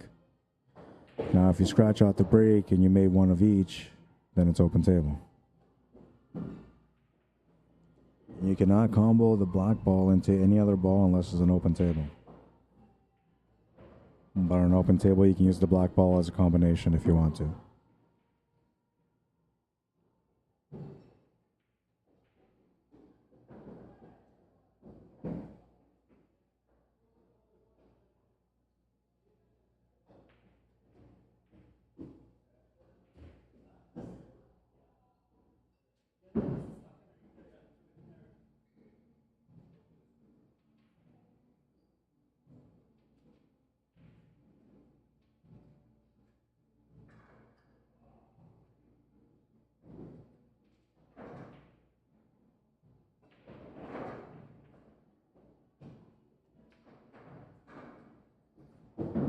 Good shot to the corner. He's got the right amount of speed here for the 11 ball. He's going to have to settle for that 14 to one of the two corners on the left, either the top corner or the bottom corner. He's looking at the top left corner, which to me makes sense because if you get a straight line, then you can follow up for the 8 ball. But now you're asking for a straight line. I think you got to be, within range. So just find a plus side or negative side on the shot and try to get on the plus side. And that's what he did there. He just opted to be close to straight, but he wasn't aiming for straight, because if you aim for straight, you might overrun the cue ball. Right now, he still has a chance to be able to get this game.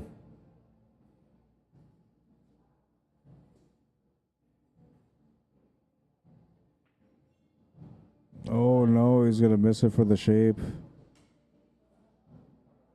Nathan Wood will have a chance to get 2 games in a row here.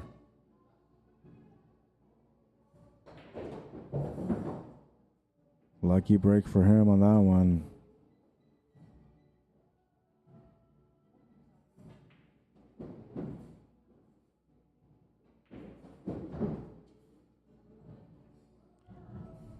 Now, Joseph Tamayo knows, man, like, as long as you just mentally in the game, you don't give up, you're going to have chances. And it's okay if your opponent gets off to a good start.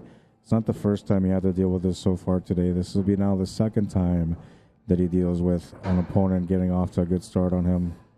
He managed to survive the last one, and it was like 7-2 or something like that, the score, and he came back and won that game with a score of 9-7. So it's all about mentality when you play these higher pressure, extreme pressure tournaments.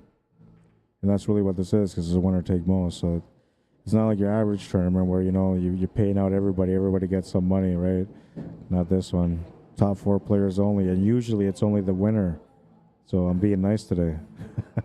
Usually it's just the winner it's a winner take all. So if they had 20 players like they do today, normally the first place would just walk out with $2,000, and that's all there is to it, one winner.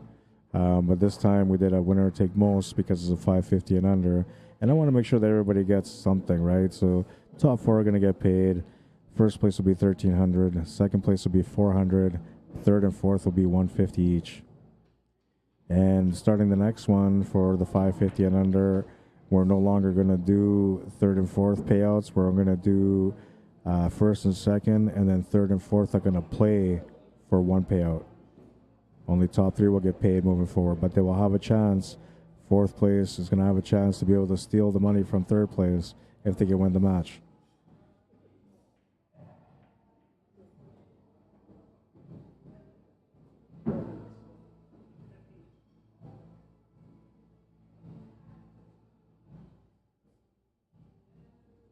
If you guys are enjoying that quality of the matches in the stream, I would really appreciate if you guys can like and share the stream. 100%.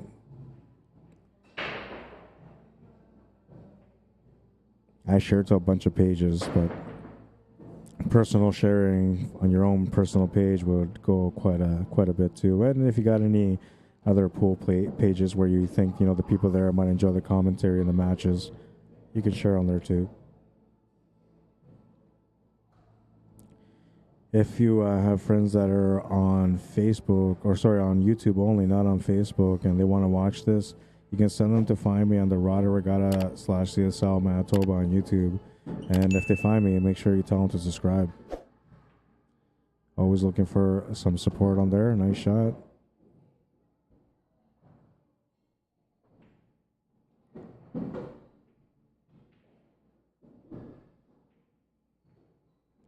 Just playing safety.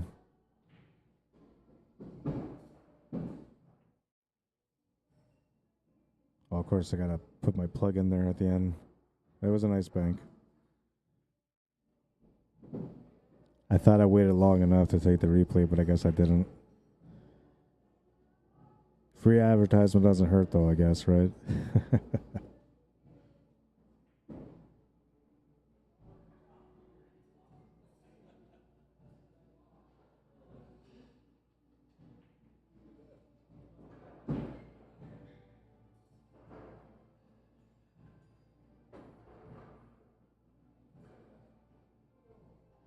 And this is the quarterfinal round. So after this round is done, I'm going to stop the stream. We're going to come back with the second stream. And the second stream is going to have the semifinals and the championship match only.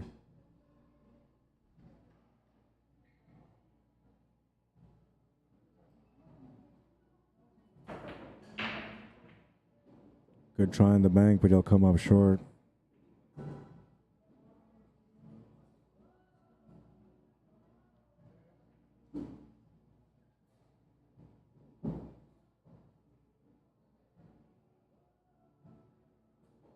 Luis Morales, bienvenido. Welcome. Jason Drake, Paul Ramsey, Robert Fitinato, welcome, guys. Mr. Glenn Gamble, how you doing? Welcome to the stream.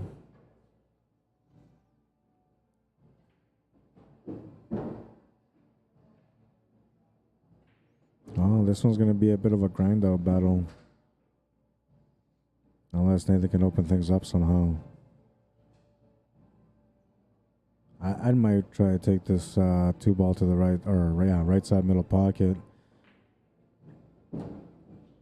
That would open up the 6, 1, and 7. Then I would have had the 4 to escape with.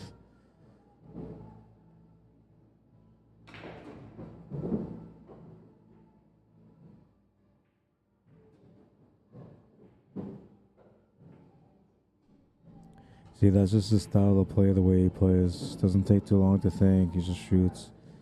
Yeah. And he's not afraid to go for shots. That's what makes him a dangerous player.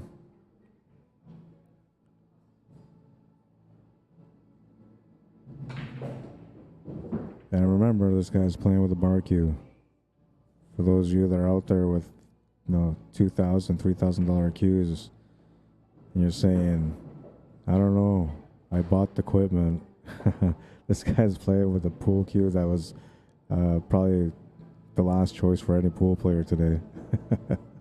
He's like, you know what? I'm going to play with a bar cue, and I'm going to win this tournament. I'm going to try to win this tournament. He'll miss that 4-ball.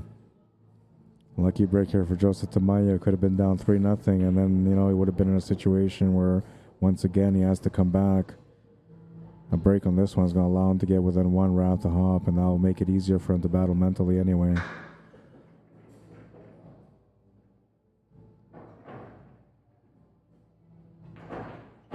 He's going to scratch the cue ball, though.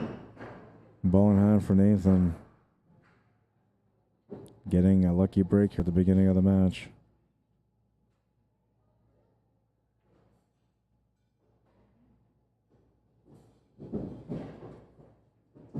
Ends up tight on the 8, but he should be okay to make it. He's not too tight either. He's got some room. He's got to watch out for the scratch to the corner, if anything.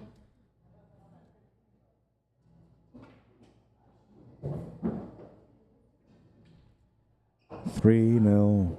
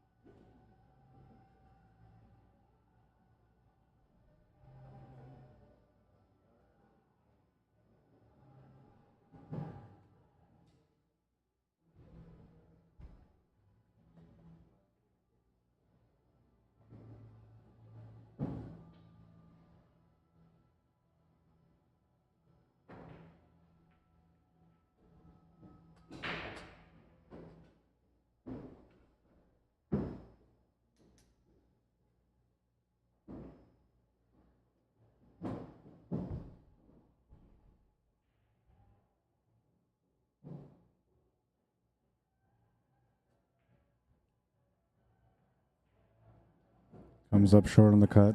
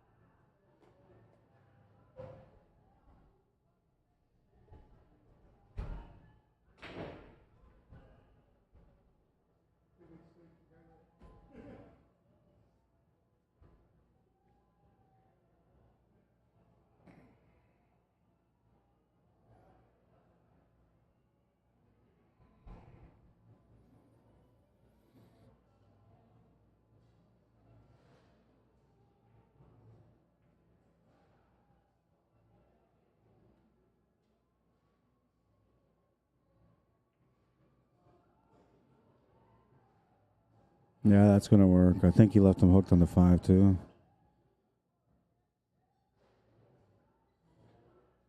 Oh, Nathan's stripes. Never mind.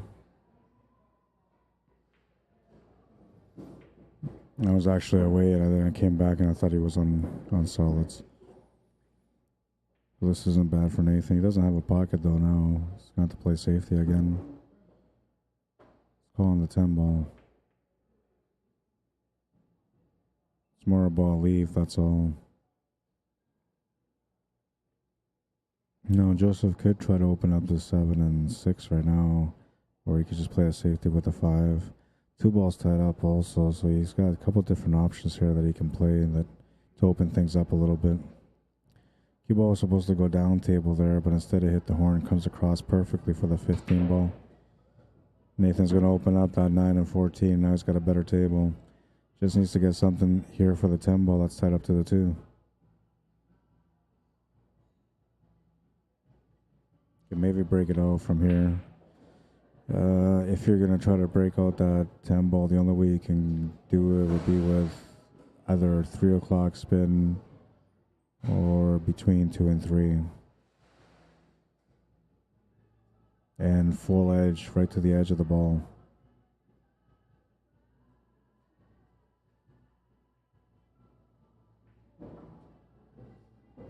I'm thinking the between 2 and 3 will probably work better. Let's just play safety. Not a bad decision, you know. There's a little bit of a mess on this table. You don't really want to open things up for your opponent. You're up 3-0. You know, you want to keep the lead. You don't want to bring your opponent back in the match.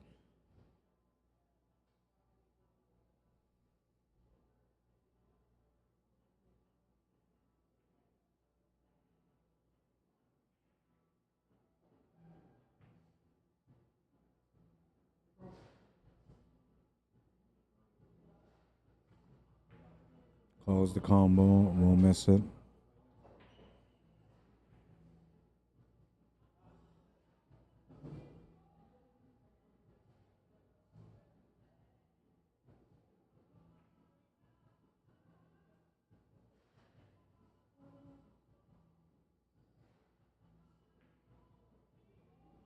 Nice cut to the corner.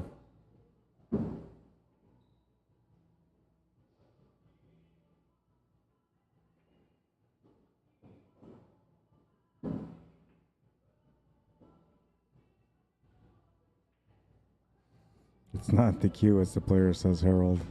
That's right, man. And I'm telling you, like this Nathan, I watched him play with a bar cue a few times, and he's pretty good. He's pretty good with a bar cue. Bob Johnson, how you doing? Iftikhar Ahmad, welcome to the stream. Santosh Kumar Kiwat, welcome to the stream. Paul Henry Savari, welcome to the stream. Michael Ross, Dadaji Nakati, welcome to the stream. Chester Sombrado in the building watching, but also on the stream.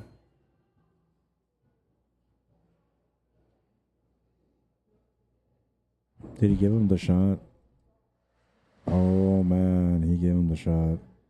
The only thing he didn't want to do was give him the shot, and he's giving him the shot. Now maybe it's not quite all the way available, and that's why he's not going to take it.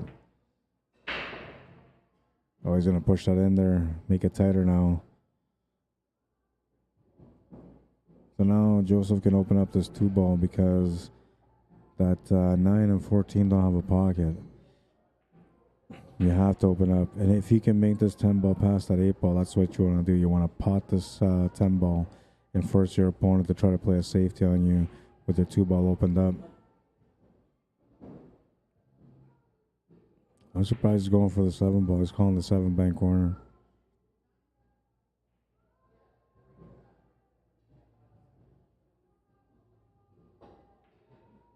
Good shot. Lots of great shots today. That was a beautiful one. Got to control his nerves on this one, though. Usually after you make a good shot, you get some nerves going, the adrenaline pumping. Oh, man. This was a nice shot. I mean, look at this breakout. It worked out beautifully. Then he went and scratched the cue ball, and now his opponent's going to play a safety on him. Joseph Tamayo will have to do some research here in his brain and try to find the 2-rail kick shot to make this 8. Bring out the measuring tape. Time to figure this out. He's going to call it. Legs Leon, how you doing? John Trepanier, welcome to the stream. Dave Ewig, welcome to the stream. Can he make the shot? He's going to get a good hit out of it. And I think he's left on the 10-ball now. Oh yeah, Nathan should be good for this one now. It's going to be more about the angle and position for the last ball to get up to the 8. That's going to matter for him. He's got some angles working for him so far. Oh no, and then he missed the shot to the corner. I can't believe that. And now he's put Joseph in an interesting situation. Does he go for the bank or does he try to find a way to play safety here? He's going to go for the bank. All in.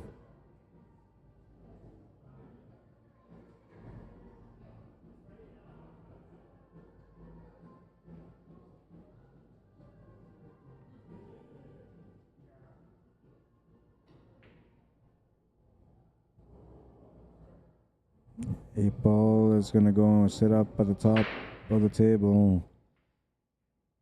And he's kind of forced Nathan to have to play this combo. He can maybe try to go off the rail and in for the 14, but the combo works best.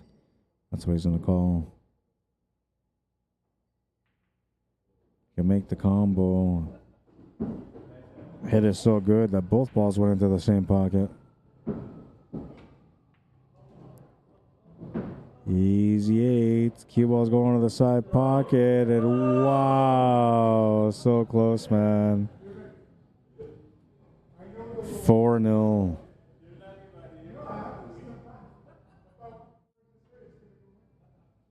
This is a nice combo. Wired it. It wasn't going to be hard for him to make that combo, but for him to get that follow through, just to leave it on the 8, that was a bonus. Technically, he should have had another ball to shoot at before he got onto the 8, but it all worked out for him. John David Johnson, welcome to the stream. Moving into rack number 5 now. Joseph Tamayo is starting to dig himself deep into this match. Down by 4, needs something to get going here. Dry break.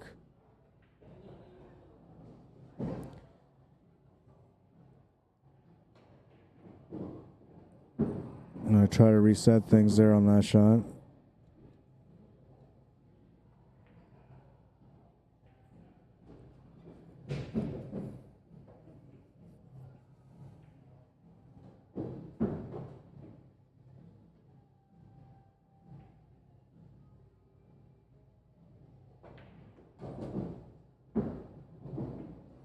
Well, luckily he was in smooth rhythm there, but now he's got to come up with a tricky shot. I don't think the shot goes to the side. That's what he'd be looking at. I don't think it goes. I think you have to kick it. If he can make this, it's super thin cut. Super, super thin cut. He will not make it in the pocket that he was going for. He'll turn the table over to Joseph. Joseph will try to work this one out. He's got to take his time now and just kind of slow down his rhythm because he's starting to get not out of control, but in a situation where you might lose some of that mental focus. If you don't come up with a win.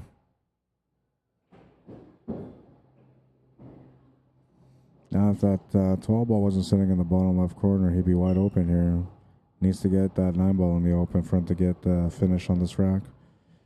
And the 11 ball, give him the angle, or he can set up the angle from the 13 onto the 11 to get the angle that he wants to be able to break out that 9. I think that's what he just tried to do there. I don't think he got it, though. No, he doesn't have it. He's got to let the cue ball go down table now. He's going to play safety. Smart. Why force it when you don't have to? Do you leave him anything on that 7? Not much. A swirl shot around the 8 ball is about the only option he's got.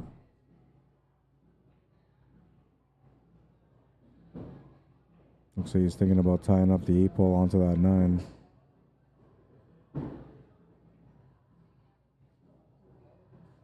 Bit too hard, ball in hand.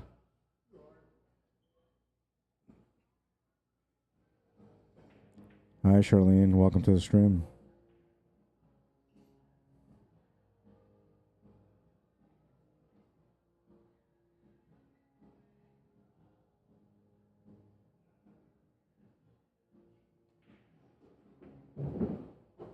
Great breakout. And he's got to clear now. He just has to keep his nerves under control.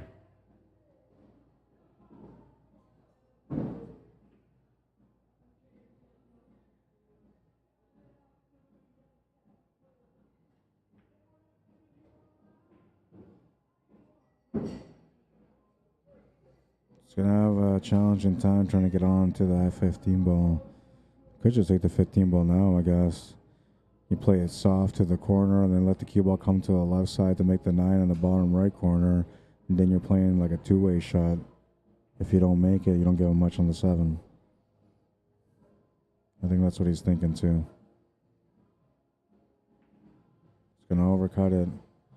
It's going to bounce it way too heavy. That's going to give Nathan the shot on the 7.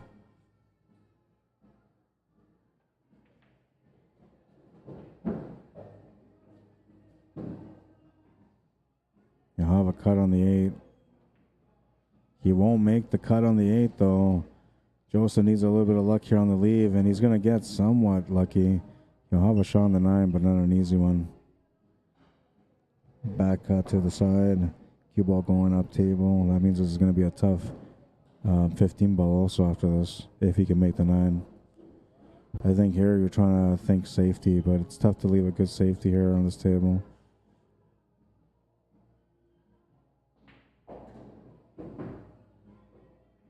I think he called the corner pocket, top right corner on the 9.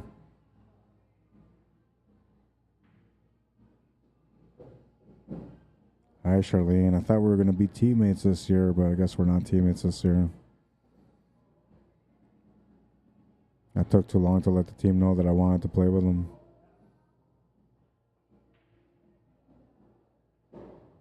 I was looking forward to having that chance to play with you and Andrew. Would have been a first. And the chemistry with Sean and Tracy and Ron and Linda and Darren, just great chemistry, all of them. I had a good time playing with them last year. Makes it a two-way shot. Smart. I don't think there's any room for the bank corner, but that's what he's going to try, I think. He's got to hit it with lots of pace if he's going to try to make it. He tried to cut it. Try to cut it, and maybe a lucky break here. Well, it's not quite a lucky break, but it's not bad. He can make the 9 ball anyway. 15 ball shape is going to be second now. It's all about making the shot here. He'll make it. Extra pace to get set up for the side pocket's going to work out.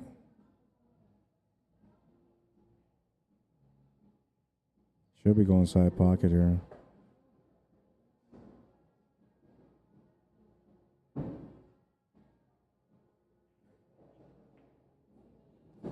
Makes the shot to the side. He'll have the easy 8 to the side also.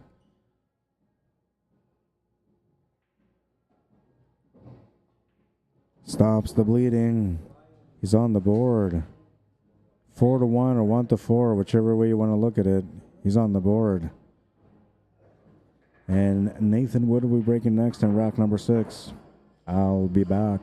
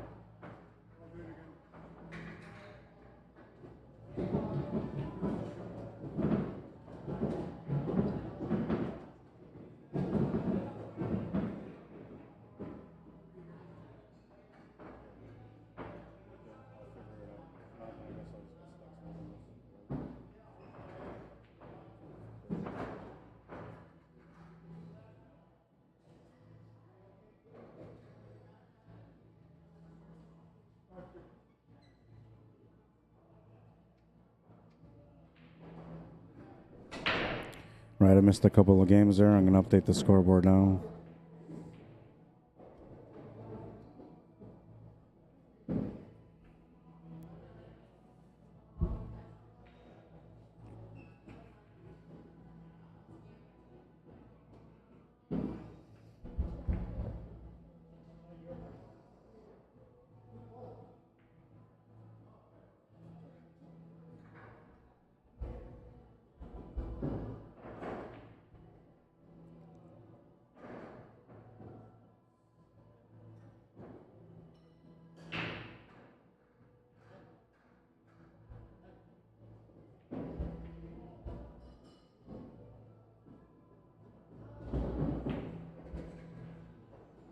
Calls the bank will come up short of it.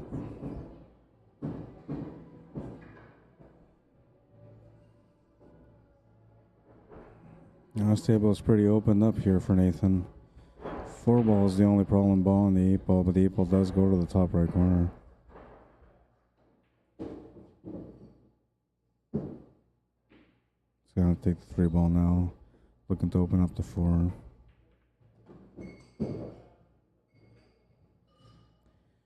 Having the 1 ball in the bottom corner will come in handy.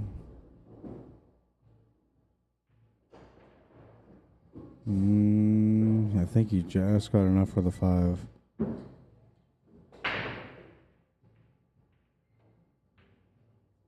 He'll miss the shot, however, and turn the table over to Joseph Tamayo. The camera's off on shoot, brother.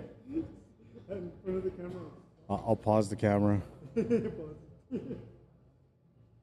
Just pretend I'm not here, man. Not used to it. Yeah.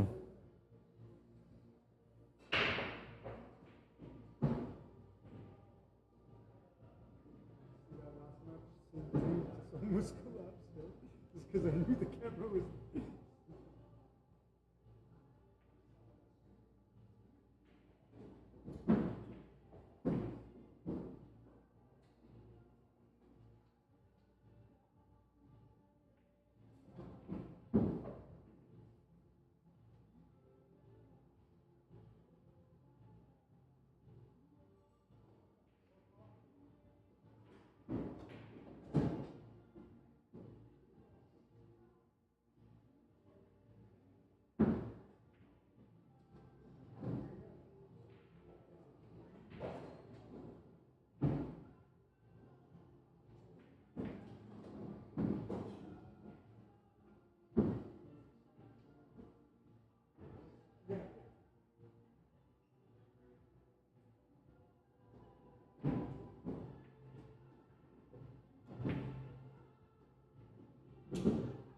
Cue balls ran a bit further than he wanted. He could still make the shot, I think. But he wanted some angle on it so he can get set up for the 11 ball in the same pocket. Jason Smith, we're located here in Winnipeg, Manitoba, in the middle of Canada. I'll wait for him to shoot here, and then once he's done shooting, I'll show you guys something.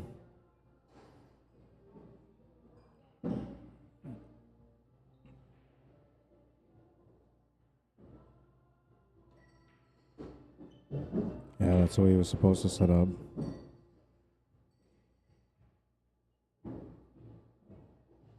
Yeah, good time to walk around, take a look, you know, just in case.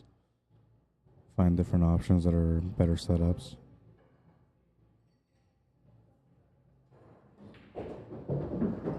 Bounce off the rail is going to not help him at all in this one. He'll have a decent line, though. He's going to be stuck between back cutting to the corner or cutting to the side.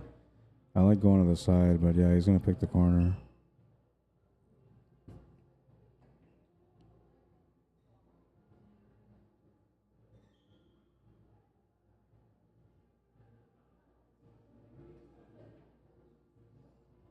What a shot.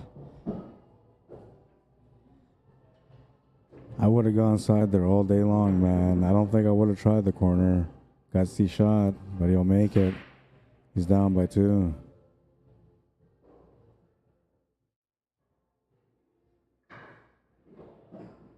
Nice and thin, man. Just let the cue ball go. How you doing, Vinny? Welcome to the stream. Vince Valdez, welcome as well. Grant Henderson, who was playing in the tournament today. Isabella Clemming, welcome to the stream. Clemming, is how you say it. Welcome to the stream.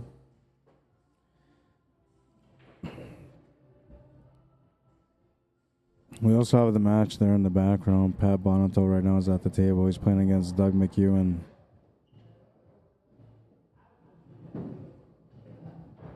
We'll leave it at this angle so you can watch, see if Pat can make this 8 ball.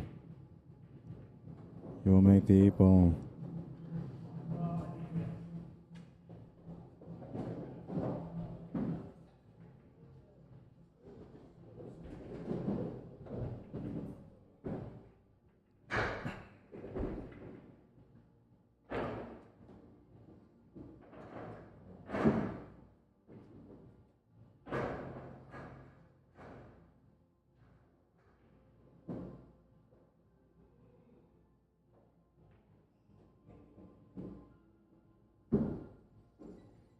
I don't think he has the 11 ball. He would have liked to have had the 11 ball there, though. Or maybe he does. Oh, yeah, he was fine.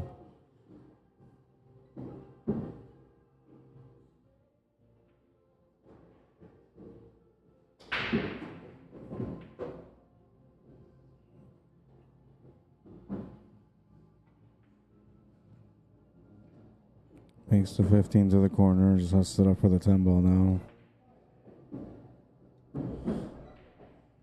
He's going to have to play through here on the cue ball for the 8 ball. Oh, he's going to miss it. The perfect shape. But he was trying to come off the right cushion back to the left. I was thinking you go through the right cushion, through the top cushion, and back to the left.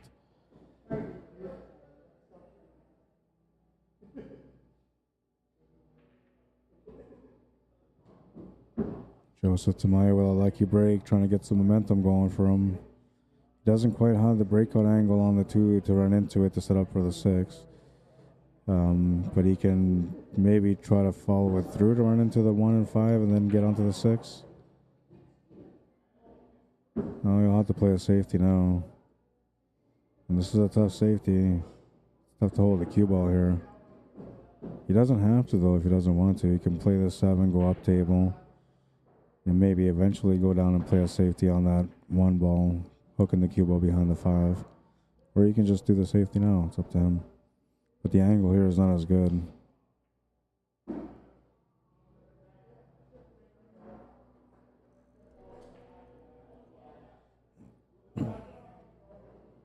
Not what he wanted to do, that's for sure. He's going to give Nathan a shot. It doesn't go clean into the pocket, but it will go off the rail off the 2. Now, can he find a way to play position at the same time without missing the shot? This is an important game, I feel, for Nathan.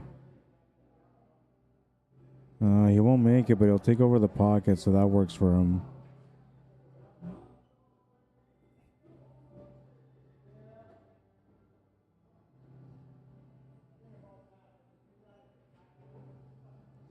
Joseph is thinking about making this 4 ball, taking over the pocket, and then blocking the 8-baller. Oh no, he was able to make it, no problem. he was thinking he can get it off the stripe.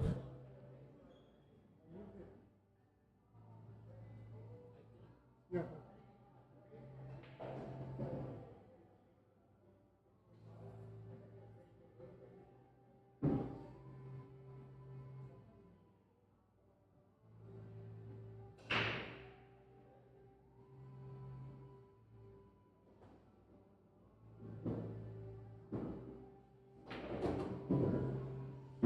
Tries to get the 2 ball out again, he won't.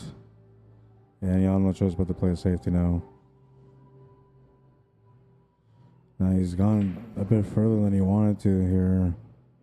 So it's still not an easy one. He's got a little bit of angle on it, but not much.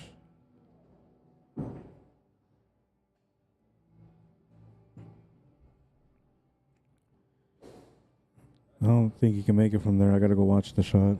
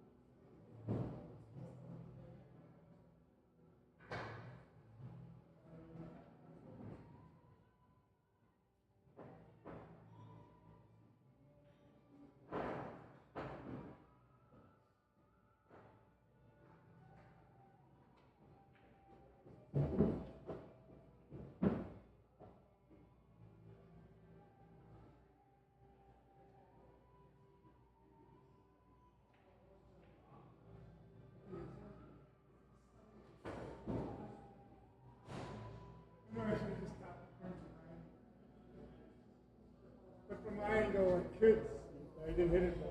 Yeah. That's going to be a foul.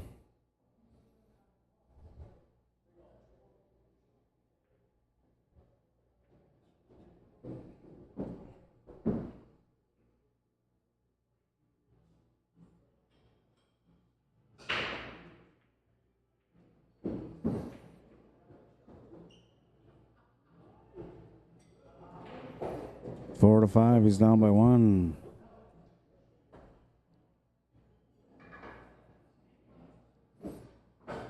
Guy Vincent Lathland or Vinny says, is that guy using a bar cue? Yeah, he is, man. Did you miss game? Think the coins are 5-4? Oh, maybe.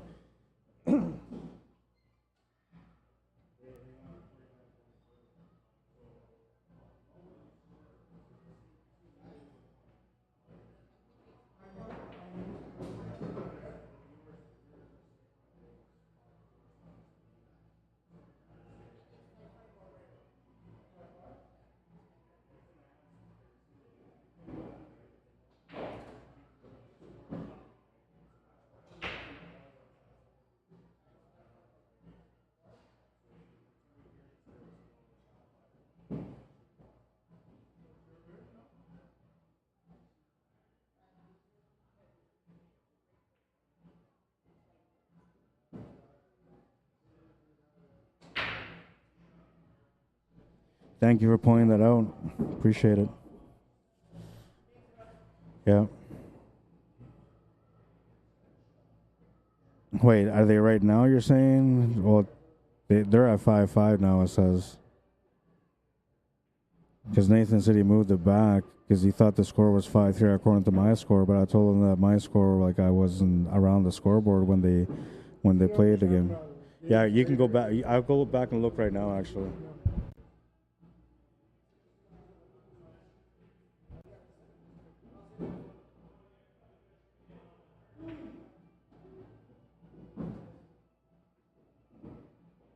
To the point where I move.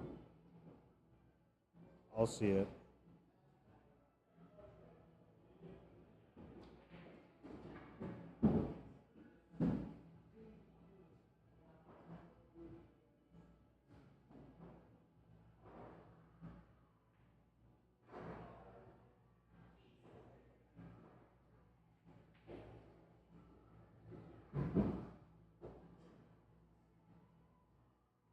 I'm looking back at the tape to see what the score actually is.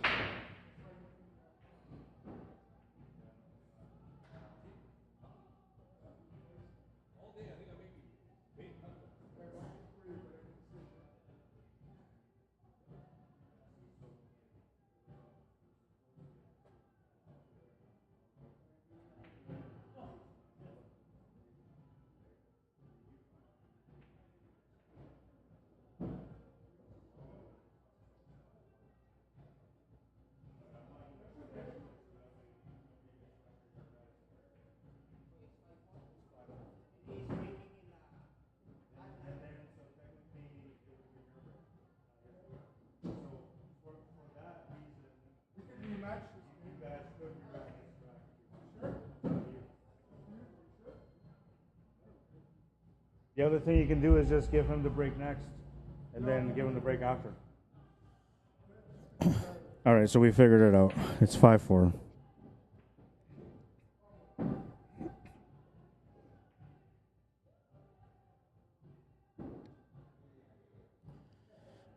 And now, like, the reason why is because there was a comment there that the score was 5-4, and then I went to go ask him what the score was, and I seen that Nathan moved the coin back. So I asked him about the score, and at the end, what happened was is that in game number 8, when the score was 5-2 and it became a 5-3 score, Nathan went and moved the coin for Joseph to number 3 spot. Then Joseph right after came up and moved the coin from number 3 spot to number 4 spot, right? And then Nathan came back after, and then he ended up grabbing that coin from 4 spot, moving it back to 3 spot. And that's when I came up to talk to him about it. And I told him now, like, because technically it was supposed to be Joseph Tamayo's break, not Nathan Wood's break, that technically they could play this rack over, but Joseph Tamayo said, no, we'll just play it out. So he did have the option here to replay this rack. If anything doesn't go his way on this rack and he ends up losing this rack, I give him every opportunity to be able to reset this rack and to be able to fix the issue, right? Because it was just a misunderstanding. And all that really was is that Nathan moved that coin back, so then I went to go ask him what the score was, and then that's when we figured, like, Joseph said, no, I'm pretty sure I'm on 5 right now. And then I went to go back to look on the tape. And it was just a misunderstanding, that's all, because Joseph didn't know that Nathan had moved the coin. So he just went up there to move the coin himself like he would because he just won the game. Misses the 2 ball. I don't know if he left him enough for the 9 ball to cut it, but it looks like it's a possibility. Maybe spin around the 6 ball.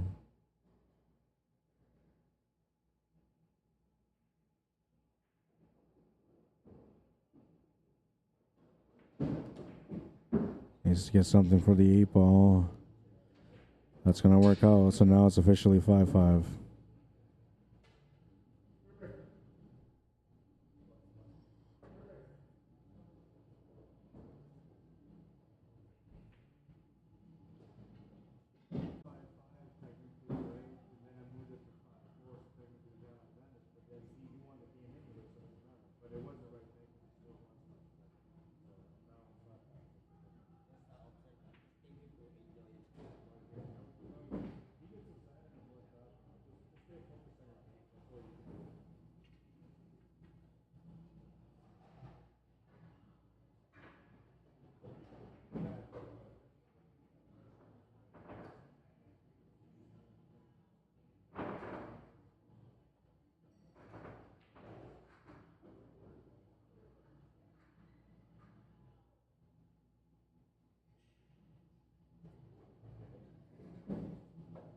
All right, we shall resume.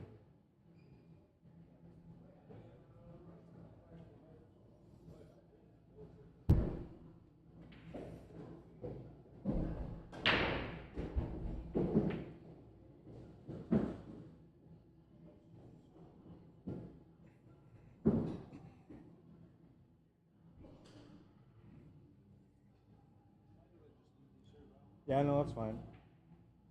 They'll be safe. Yeah, they'll be safe.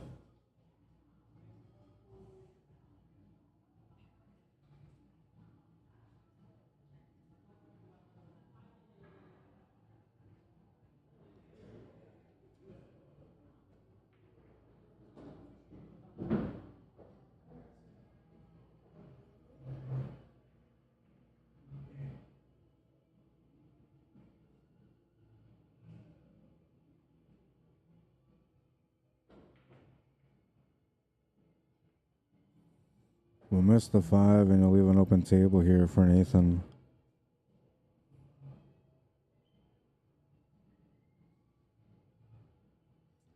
It looks like he has no option but shoot the 14 ball.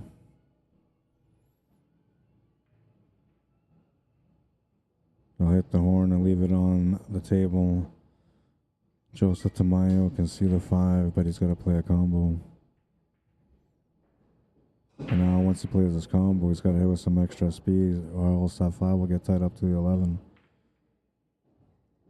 Oh, and it just came out clean. Came out clean and gives him an angle to work with here to try to get set up for the 4 ball. Looking to draw into the 9 ball now and try to get a roll off the 9 to get set up for the 4 ball to the bottom left corner.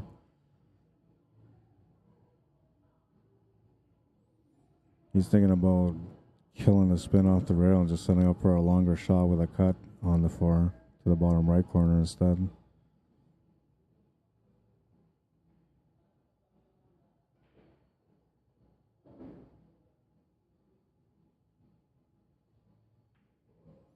He'll take the 4 ball on right now instead, and look at that, what a shot.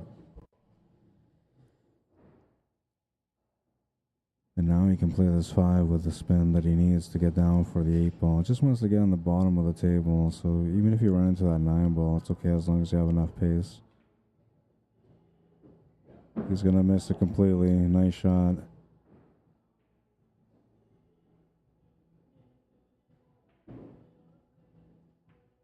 Makes the 8 to the side, takes the lead. 6-5. He's got life. Was down 5-2 at one point. Is now in the lead, 6-5.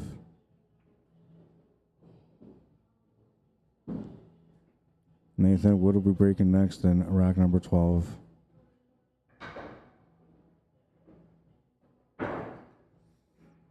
Yeah, I got that fixed. Thank you, Vince. No worries, Harold. I looked into it, you know, and it was good too because then I was able to show them on the screen on the phone where the mistake happened, and they were both able to see it with their eyes that it was just an honest mistake, no big deal. Nobody was trying to get the edge on anybody or anything like that, and they're all good.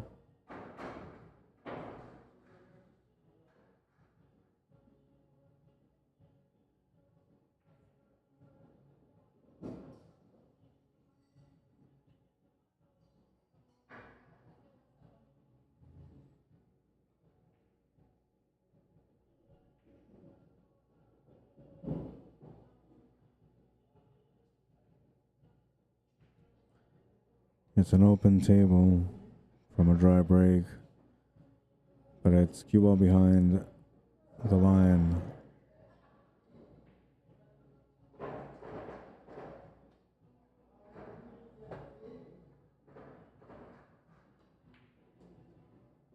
He's going to come back to that 15. He thought about taking it to the side right there and then, but then he didn't want to have the pressure of not making the shot just because he's trying to claim the straight, so taking on the 13 ball instead was a good option. Just got unlucky here just a little bit. Though he might be able to back cut this 12 ball still, depending if he's a lefty or a righty. Righty should be able to do it. Or no, maybe a lefty would be able to do it. Yeah, lefty would be able to do it. Righty, or I don't know, maybe a righty could do it from there.